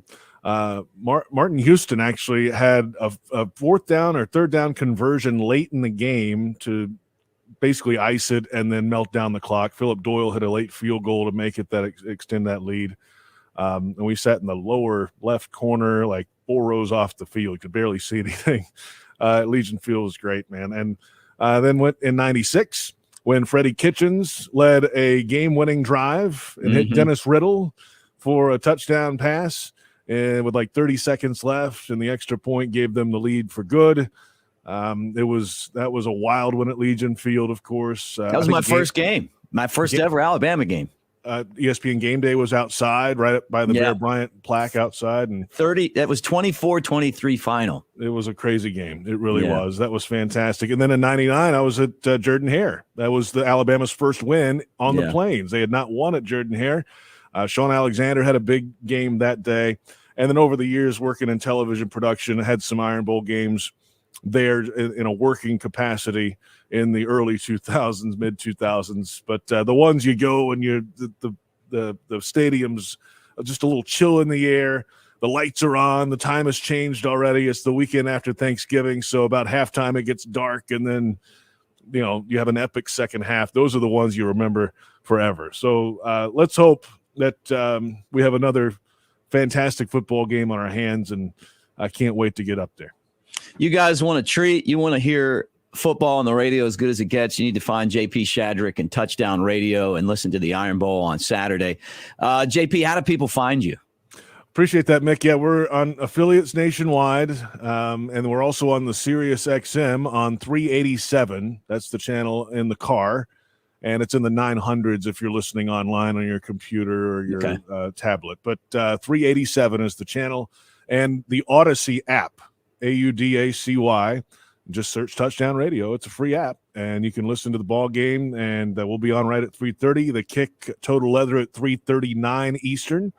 And here we go. Iron Bowl, number 86. Yeah, there you go. All right, JP Shadrick on the Bama Insider Tailgate Show. More right after this. Game day will never be the same because Pearl River Resort is introducing all new ways to win with Sportsbook at Golden Moon Casino. This is your ticket to Vegas-style sports betting, and it's game time. Place your bets on dozens of high-impact sports matchups anytime at the Timeout Lounge. And as always, play over 1,100 Vegas-style slots, 25 table games, and our 14-table poker room. Pearl River Resort is redefining what it means to win with Sportsbook at Golden Moon Casino. We're not just fans. We're here to play. Yingling Traditional Lager. The beer for drinkers who know how to soar higher and spread their wings. So prepare yourself for takeoff and let your night take flight. When your lips meet that cold, crisp amber lager, there's no looking back. So go for glory. Tonight's about the lager, and this lager is all about soaring higher. Yingling Traditional Lager. Spread your wings. DJ Yingling and Son, Pottsville, Pennsylvania. Please drink responsibly. Thinking about trading or selling your current vehicle? Make sure you get more. Barry Buckner for Tuscaloosa Hyundai. It's been an amazing year, and to keep it going, we need your car. We'll buy your car even if you don't buy one of ours, and we'll pay you more for it. Trading or selling at Tuscaloosa Hyundai, get more. Corner of Skyland and Hargrove. TuscaloosaHyundai.com. See dealer for vehicle value details. R&R Cigars invites you to the Cigar Mansion in downtown Tuscaloosa, or the newest location in Northport in the Winn-Dixie Shopping Center. Now 2 awesome locations serving Tuscaloosa and Northport. The best cigar selection and bourbon in the Southeast awaits you. R&R Cigar is your home for all sports. Outsource your man cave to R&R. Get a cigar in Yuengling for $10 when you tell them Mick sent you. 2703 6th Street, downtown Tuscaloosa, near Home 2 Suites, or Northport, next to Winn-Dixie. TheCigarMansion.com. The tradition of giving fine art continues with the Daniel A. Moore Alabama Christmas Gift Pack, including the new 2022 Crimson and White Fine Art Calendar, featuring some of the most honored former Alabama players, 1 collegiate classic fine art print signed by the artist, and your choice of 4 Daniel A. Moore beverage mugs, all for only $79, a $115 value. Order now at danielmooreart.com or by calling 1-800-735-2787. Barry Buckner for Genesis of Tuscaloosa. You heard it said, affordable luxury. But when it comes to affordable service, every new Genesis we sell comes with 3-year, 36,000-mile complimentary service. If you want to pay more, that's your business. If you want to save, that's our business. GenesisofTuscaloosa.com. Ownership limitations may apply. See your retailer for details. Genesis reserves the right to change program without notice. Exclusions may apply. Game day will never be the same because Pearl River Resort is introducing all new ways to win with Sportsbook at Golden Moon Casino. This is your ticket to Vegas-style sports betting, and it's game time. Place your bets on dozens of high-impact sports matchups anytime at the Timeout Lounge. And as always, play over 1,100 Vegas-style slots, 25 table games, and our 14-table poker room. Pearl River Resort is redefining what it means to win with Sportsbook at Golden Moon Casino. We're not just fans. We're here to play. Do you consider yourself a black sheep, misfit, or screwball? If so, we've got the perfect drink for you. Screwball Peanut Butter Whiskey. Screwball combines 2 of America's favorite, peanut butter and whiskey. Enjoy it neat, on the rocks, or in your favorite cocktail. Screwball, the original most awarded peanut butter whiskey, is now available near you. Go to screwballwhiskey.com for more information. Enjoy responsibly. Advertisement by Screwball Spirits, LLC, San Diego, California. Whiskey with natural flavors, 35% alcohol by volume. The Great Smoky Mountains area has some of the best fall drives in the nation. One of the most interesting and beautiful of these can be found on the way to Bluff Mountain. This fall, the best view is yours on Sevierville's Bluff Mountain Fall Driving Tour. Learn more and find additional fall drives to enjoy at visitsevierville.com/fall. Welcome back to the Bama Insider Tailgate Show, always brought to you by our good friends at Yuengling Lager, America's oldest brewery, and Screwball, the original peanut butter whiskey. So as you guys tailgate for the Iron Bowl as Alabama takes on Auburn at 2:30 down in Jordan-Hare Stadium on the Plains, pick up some Yuengling, grab you some Screwball, and I'm telling you, your party and your viewing experience will be a lot better. This segment with Jeff Cameron from the College Sportsbook is presented by the Sportsbook at the Timeout Lounge. But I'm not going to talk about that. I'm going to talk about this right here. Look at it. Boom. That is Dancing Rabbit Golf Course. That is the Augusta You Can Play, Mississippi's best golf course, voted many times. And it's about an hour and a half, 2 hours, Tuscaloosa, Birmingham area. And if you play the Sportsbook right now, $50, go bet $50. You could turn that into thousands if you're smart like Jeff. You get to play Dancing Rabbit for just $25. That is a great deal. And I'm telling you, it's an awesome golf course. And it's just a stone's throw from Tuscaloosa. What's up, Jeff? Well, happy belated Thanksgiving to everybody out there and to you, good sir. Yeah, I'm in a great mood. I'm trying to take it all in while we still can and embrace every single college football game that I can take in because it's dwindling down. So we celebrate the sport not by wallowing in self-pity because it's ending, but by celebrating the game and watching as much as we can before they say goodbye for the year. Oh, no doubt. And it's rivalry week. And you guys know Jeff Cameron from the Jeff Cameron Show, 93.3 in Tallahassee, Sirius XM radio host, warchant.com, and of course, the college sports book. And that's where we talk college football every week. And don't forget, after our segment, Leonard's Losers on. He'll give you his picks on these games. All right, Jeff, you're going to like this. I don't like this too much, but rolled the dice last week. I was going to try to put you out, and instead all I did was put you back in. So here we are going into week 13, and we are both 22 up and 22 down. And even 500 on the season is not going to make us any money. It's not going to lose us a ton of money either, save for the juice. But we still have opportunities, Mick, and I'm just happy to be going into this, the rivalry weekend, all even. I took my chances on Ohio State to boat race Michigan State, and I even told you at the time, I said, okay, I'm going to do it. I'm going to go for this. It feels good, and it worked out. Yep, it did. You had Florida State, you had Cincinnati and Utah, and Ohio State. Yeah. I'm going to take Florida State out of there. Cincinnati and Utah, you lost with SMU along with me. And I won with my lock of the week. Thank goodness for Michigan and Maryland, the team that I have bet against a lot this year, and won. And it happened again. SMU losing to Cincinnati. Michigan State getting absolutely destroyed by Ohio State. And then I took the Ducks against Utah, and that's how we are tied right now. So I blew a 2-game lead here at the very end. But it's not the total end, because now we got some games to pick. And, here we go. Week 13, Jeff, I'm going to let you go first. The first game is a tough one. Actually, all these games are a tough one, but it is the game. Number 2, Ohio State at number 5, Michigan. Michigan getting 8 points. What do you think? I've wrestled with this quite a bit because I like that Michigan defense, and I have for most of the year. And I think this is Harbaugh's best chance to have Michigan be in a close game. We've seen Ohio State at times sputter against teams that can make them one-dimensional. And I feel like Michigan can make them one-dimensional, but I can't trust Harbaugh. He never wins this game. He never wins rivalry games. It's always a case where just when you think Michigan's on the door knocking, they blow it. I like C.J. Stroud and the receivers here. Give me Ohio State to win by a couple of touchdowns and cover that number. These two teams, Jeff, have combined for 76 Big Ten titles in the 122 years the conference has been around, or at least that they've been in the same conference, right? And somehow, this is the crazy stat, even though Michigan never wins this game, they still lead the all-time series 58-51-6, right? But Ohio State defeated Michigan in 2019, 56-27. It feels like all of these games are blowouts. Last year, they didn't play because of COVID. This year, the Buckeyes against the spread are 7-4 in their 11 games as a favorite of 8.5 or more.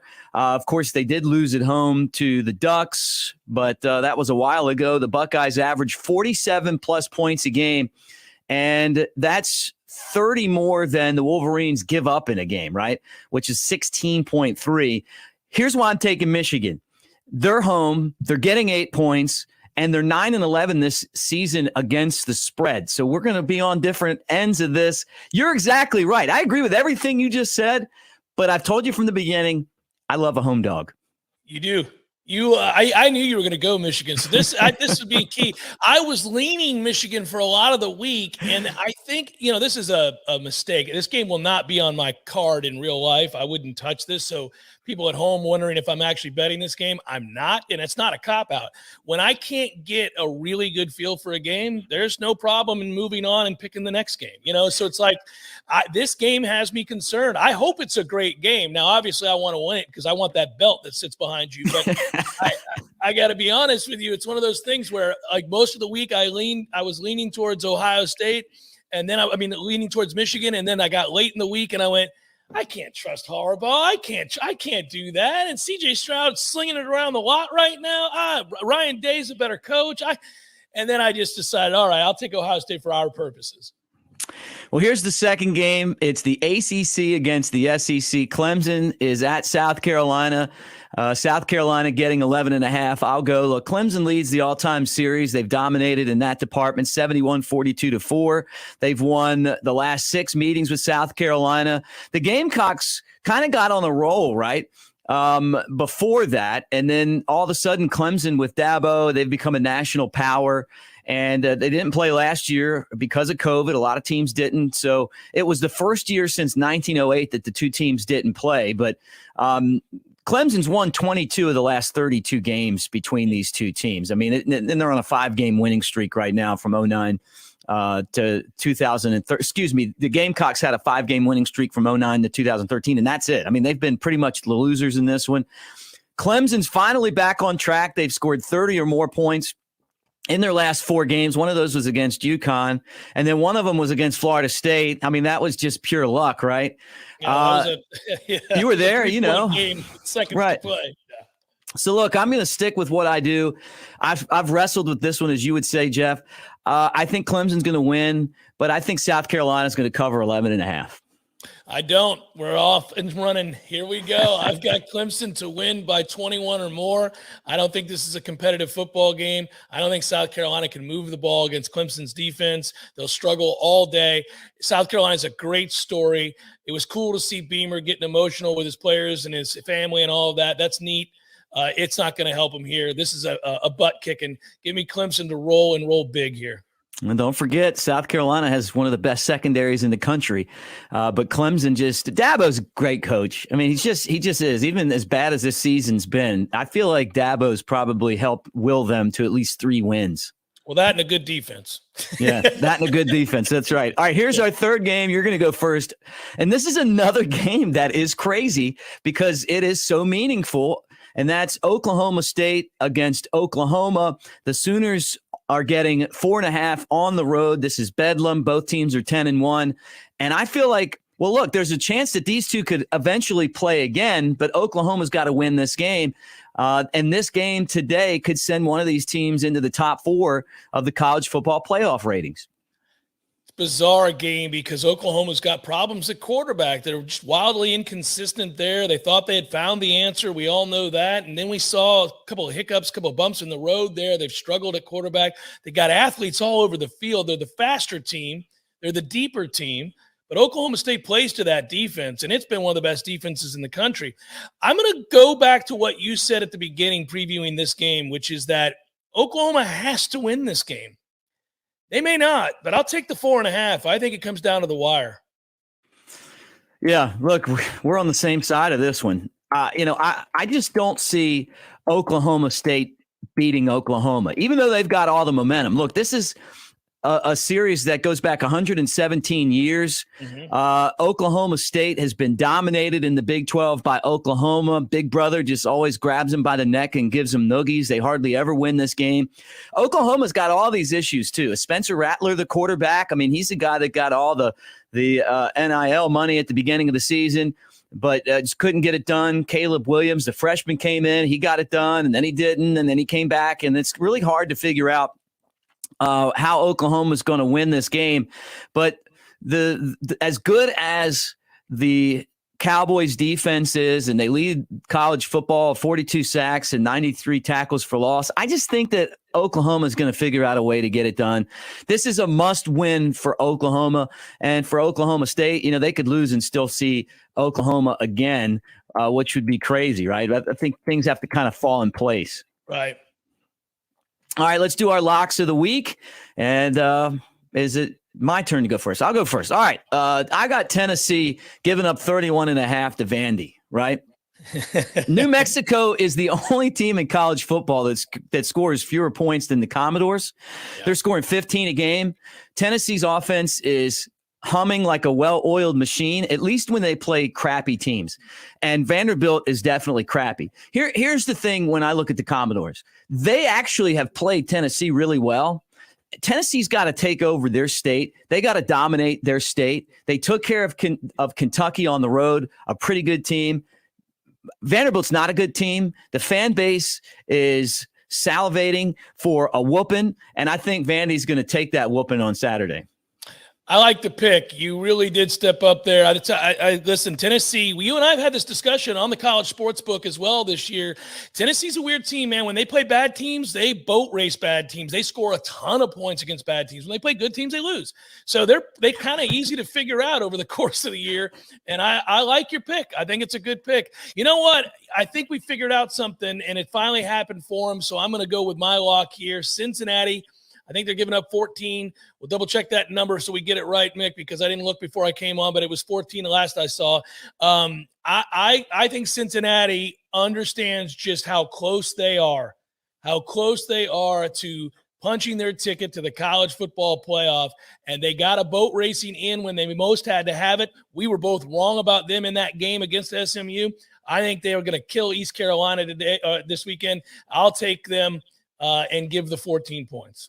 All right, so you got Cincinnati against ECU, and I still feel like Cincinnati's got a loss in them. It might be to Houston, though.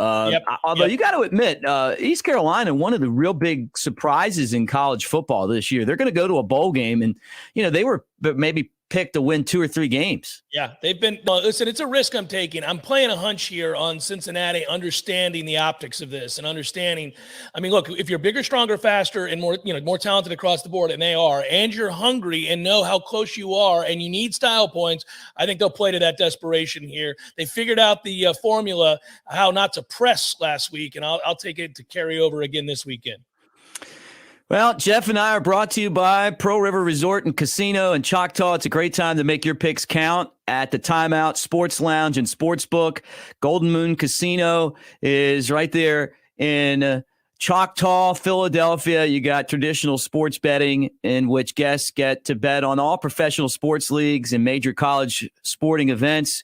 You can pick your favorite team. They got 20 TVs with feeds of all the major sports networks, 12 state-of-the-art odds and wager boards listing all the games and scores, 3 wager stations to place in-person bets, and all the great traditional sports bar food and drinks. Jeff, you're with the College Sportsbook. What do you guys got going on this weekend? Obviously previewing the game that everybody's about to watch and listen to between Alabama and Auburn is up there. And then, of course, Ohio State and Michigan as well. So these are pretty straightforward. I also think we have a look here on the College Sportsbook of the Florida State-Florida game. Winner goes to a bowl. Not your typical rivalry game in the way that it's been played in years past, but still something on the line. 2 programs going in different directions, it looks like, anyhow. And then, of course, we're still looking at some playoff odds. So good times in the College Sportsbook always. So we invite everybody to like and subscribe. And, of course, I'll be doing my show and the pregame show tomorrow. So a lot of fun still to be had here in what remains of the college football season, Mick. Awesome. We'll have a great, enjoy the final rivalry weekend of college football, Jeff. You too, brother. It's always good to be with you, man. You too. And now we get to hear what Leonard Loser thinks about the games. Well, howdy, fans, and welcome to Week 13 of Leonard's Losers. How can it be we've gone from Labor Day weekend to carving turkeys and putting up Christmas trees in the blink of an eye? Guess it's like that old adage, life is like a roll of toilet paper. The closer it gets to the end, the faster it goes. The little smart pill machine was 23-6 last week, so let's crank her up before she cools down. Oklahoma versus Oklahoma State. The Sooner Schooner rolls to Stillwater for this state championship game on ABC. If the Sooners win, they would face the Cowboys in the Big 12 title game next week. If the boys from Norman lose and Baylor beats Texas Tech, it would be the Bears and the Cowboys for the conference championship in Arlington next week. The Oak State defense is stingy, but the Sooners haven't lost to the Cowpokes since 2014. Gundy's gunslingers are at home and could use the Conestoga canvas for target practice. Leonard's Loser, Oklahoma. Ohio State versus Michigan. The Buckeyes leave the Columbus Nut House and head to the Big House in this nooner in Ann Arbor. These two seem to be playing their best football at the right time, but can the Wolverine defense prevent state quarterback C.J. Stroud from marching up and down the field at will? This one is a marquee matchup. Leonard's Loser in a close one. Ohio State, Clemson versus South Carolina. This Saturday night matchup at Williams-Brice is for bragging rights in the Palmetto State. Beaver Ball has pulled off 2 comebacks of 14 points this season and has cocky crowing in Columbia. The Tigers are giving the home team 11, and that may be a bit excessive. Leonard's loser in a close one, South Carolina, Alabama versus Auburn. Saban's Red Eflets herd to the loveliest village on the plains, looking to trample the Tiger in this Iron Bowl showdown. Bryce Young, the Tide's California gunslinging quarterback, continues to put up incredible numbers with 3,584 yards, 38 TDs, only 3 INTs, including a record 559 yards and 5 TDs against Arkansas last week.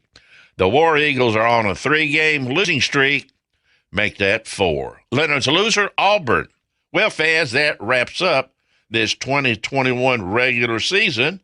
Remember, Saturday is National Bavarian Cream Pie Day. Hope you're not suffering from Thanksgiving hangover, so enjoy.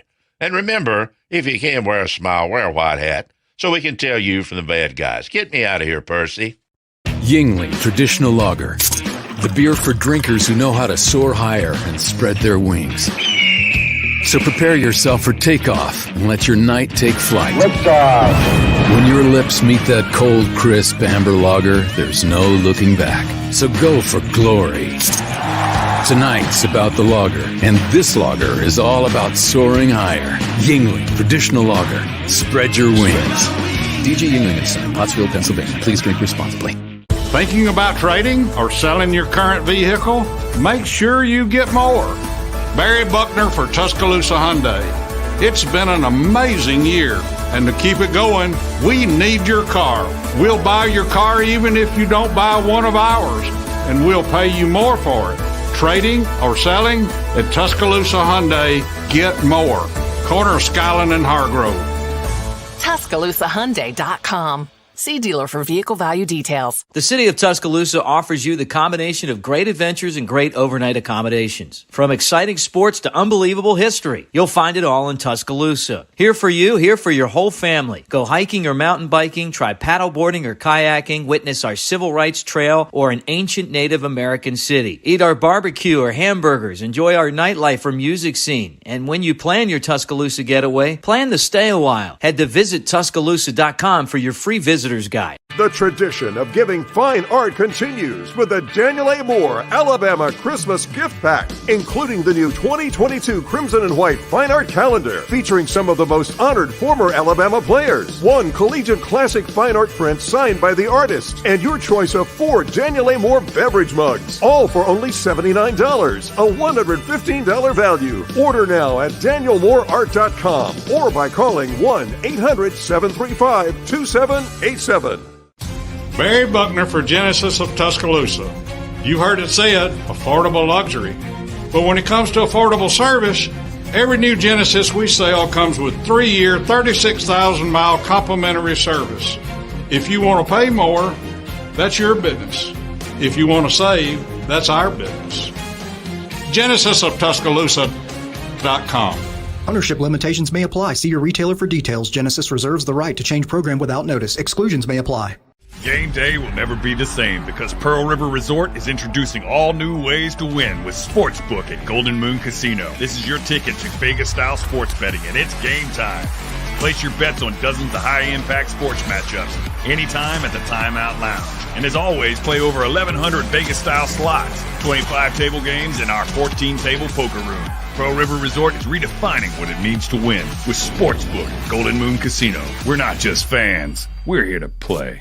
You can't spell Alabama without the Bama. And you can't spell Floribama without the Bama. That's not the only thing that Alabama football and the Floribama have in common. There's heritage and pride. And, of course, keeping the fans happy. For 57 years, this iconic honky-tonk on the Alabama state line has been keeping our customers happy with the utmost attention on customer service. Great food, live music 365 days a year, and more events than we have time to list. Get the info you need at Floribama.com. Make your plans to join us on the line.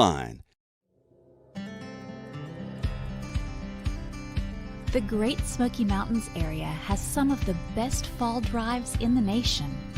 One of the most interesting and beautiful of these can be found on the way to Bluff Mountain.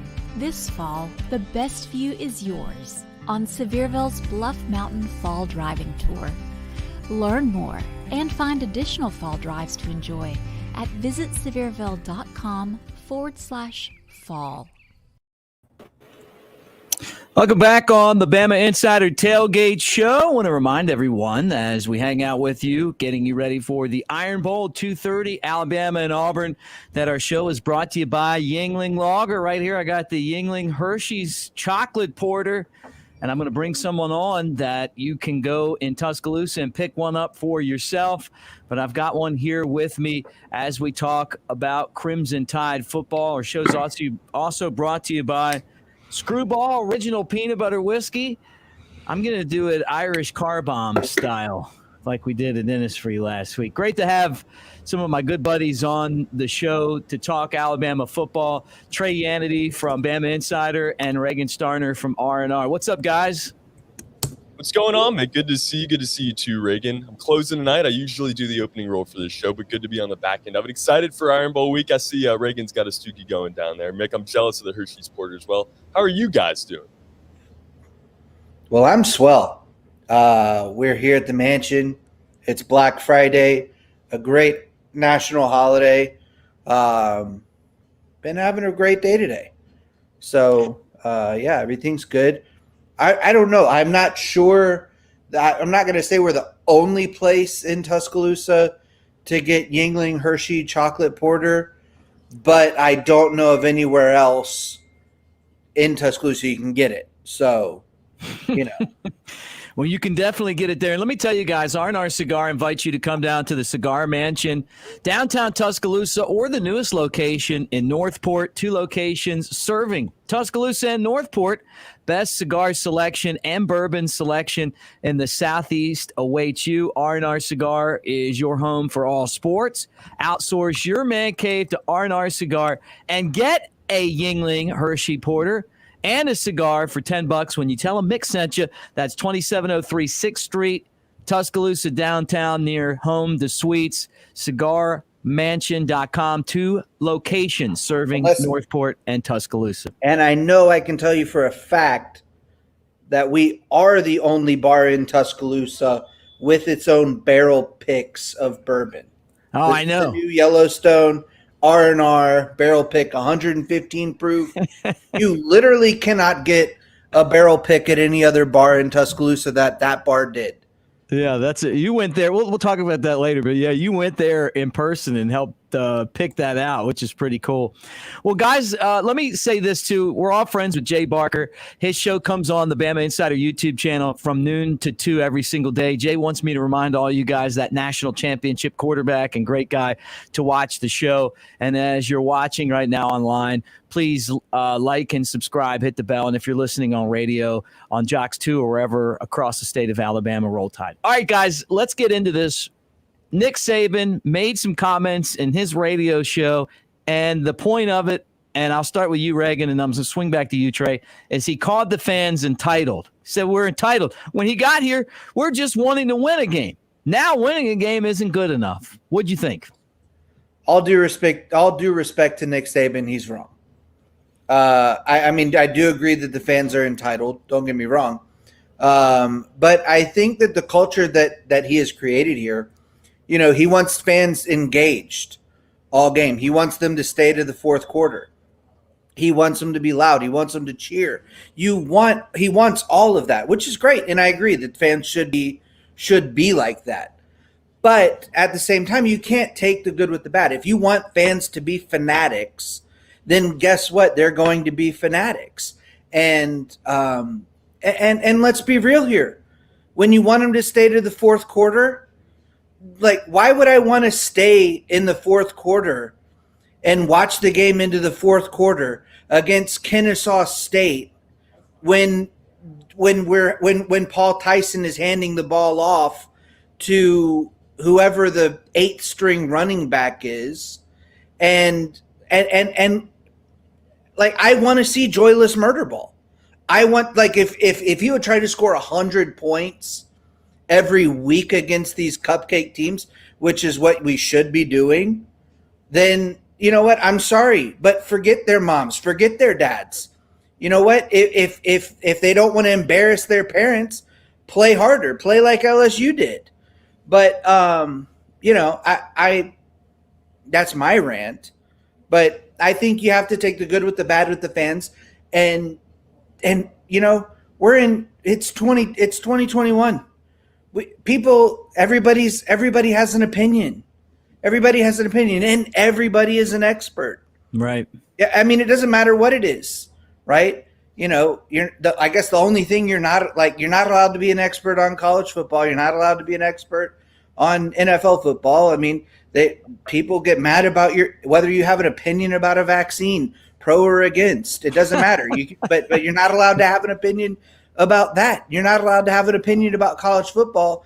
And I'm really tired of hearing people say you're not entitled to your opinion. I thought this was America. It is. All right, Trey, what'd you think?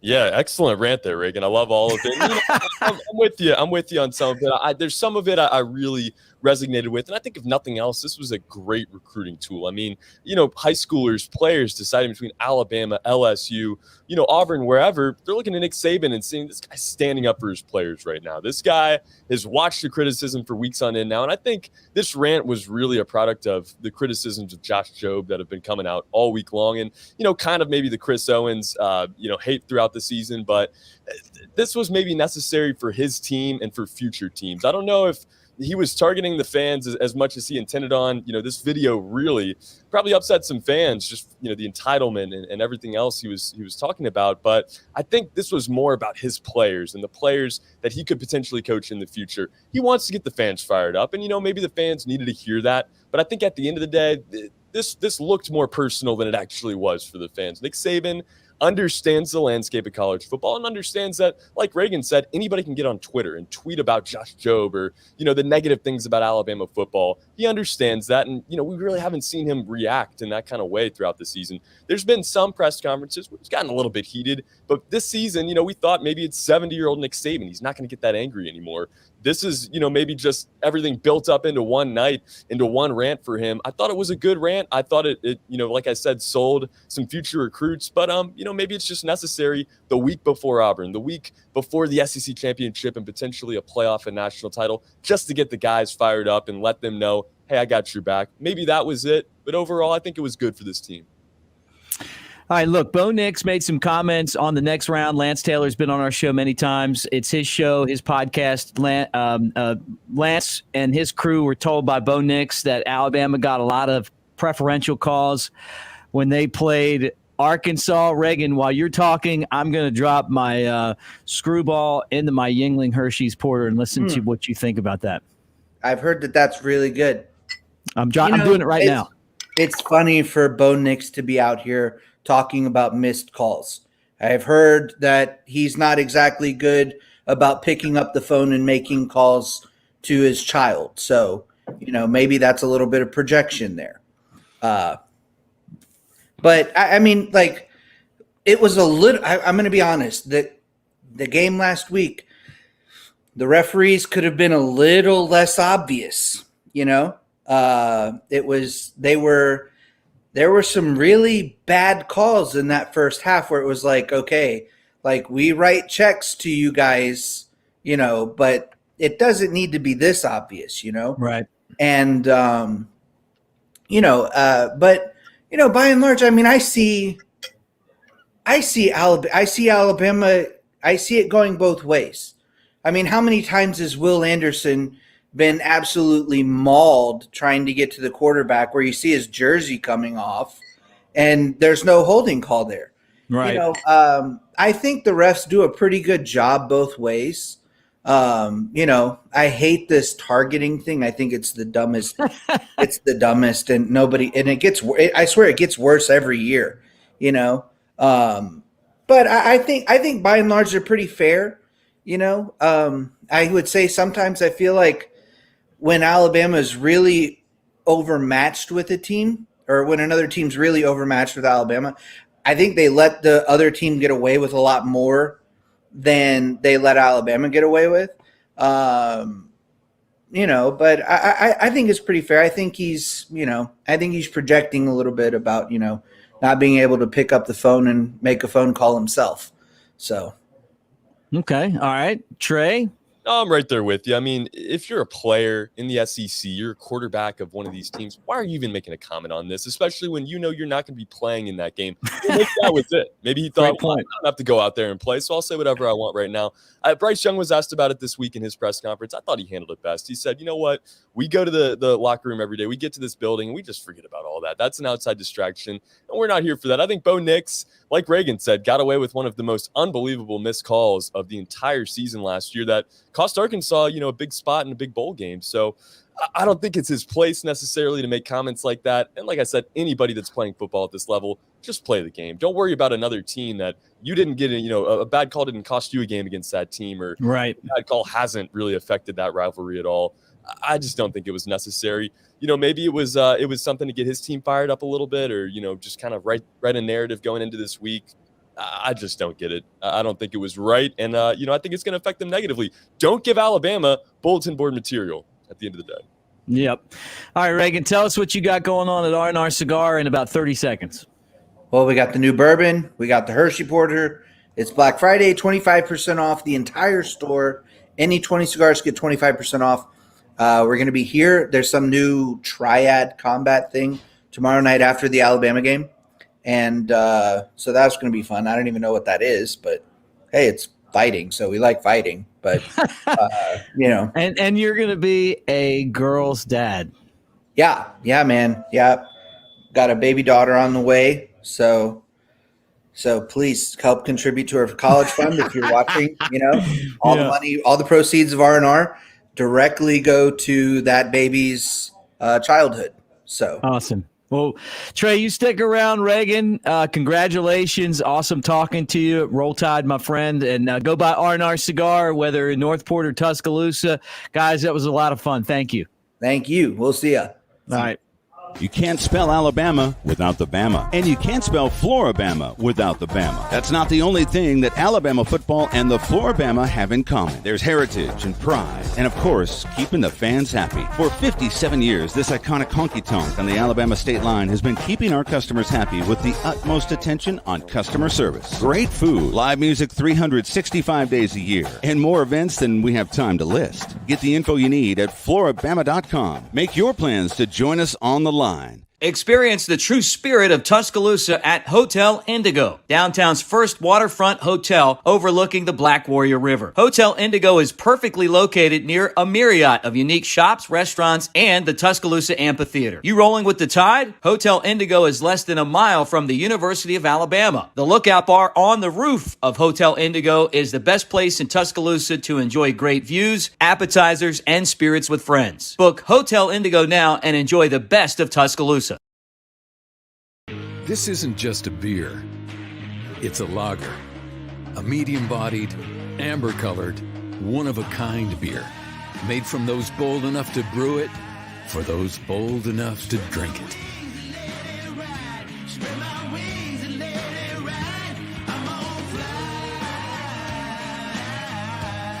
Elevate your taste. Yingling Traditional Lager. Spread your wings.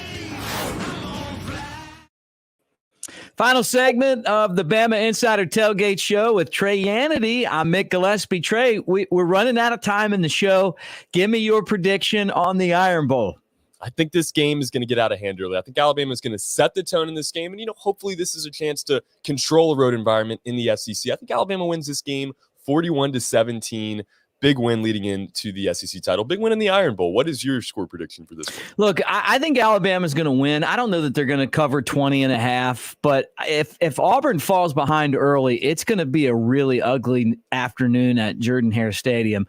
TJ Finley's not Bo Nix.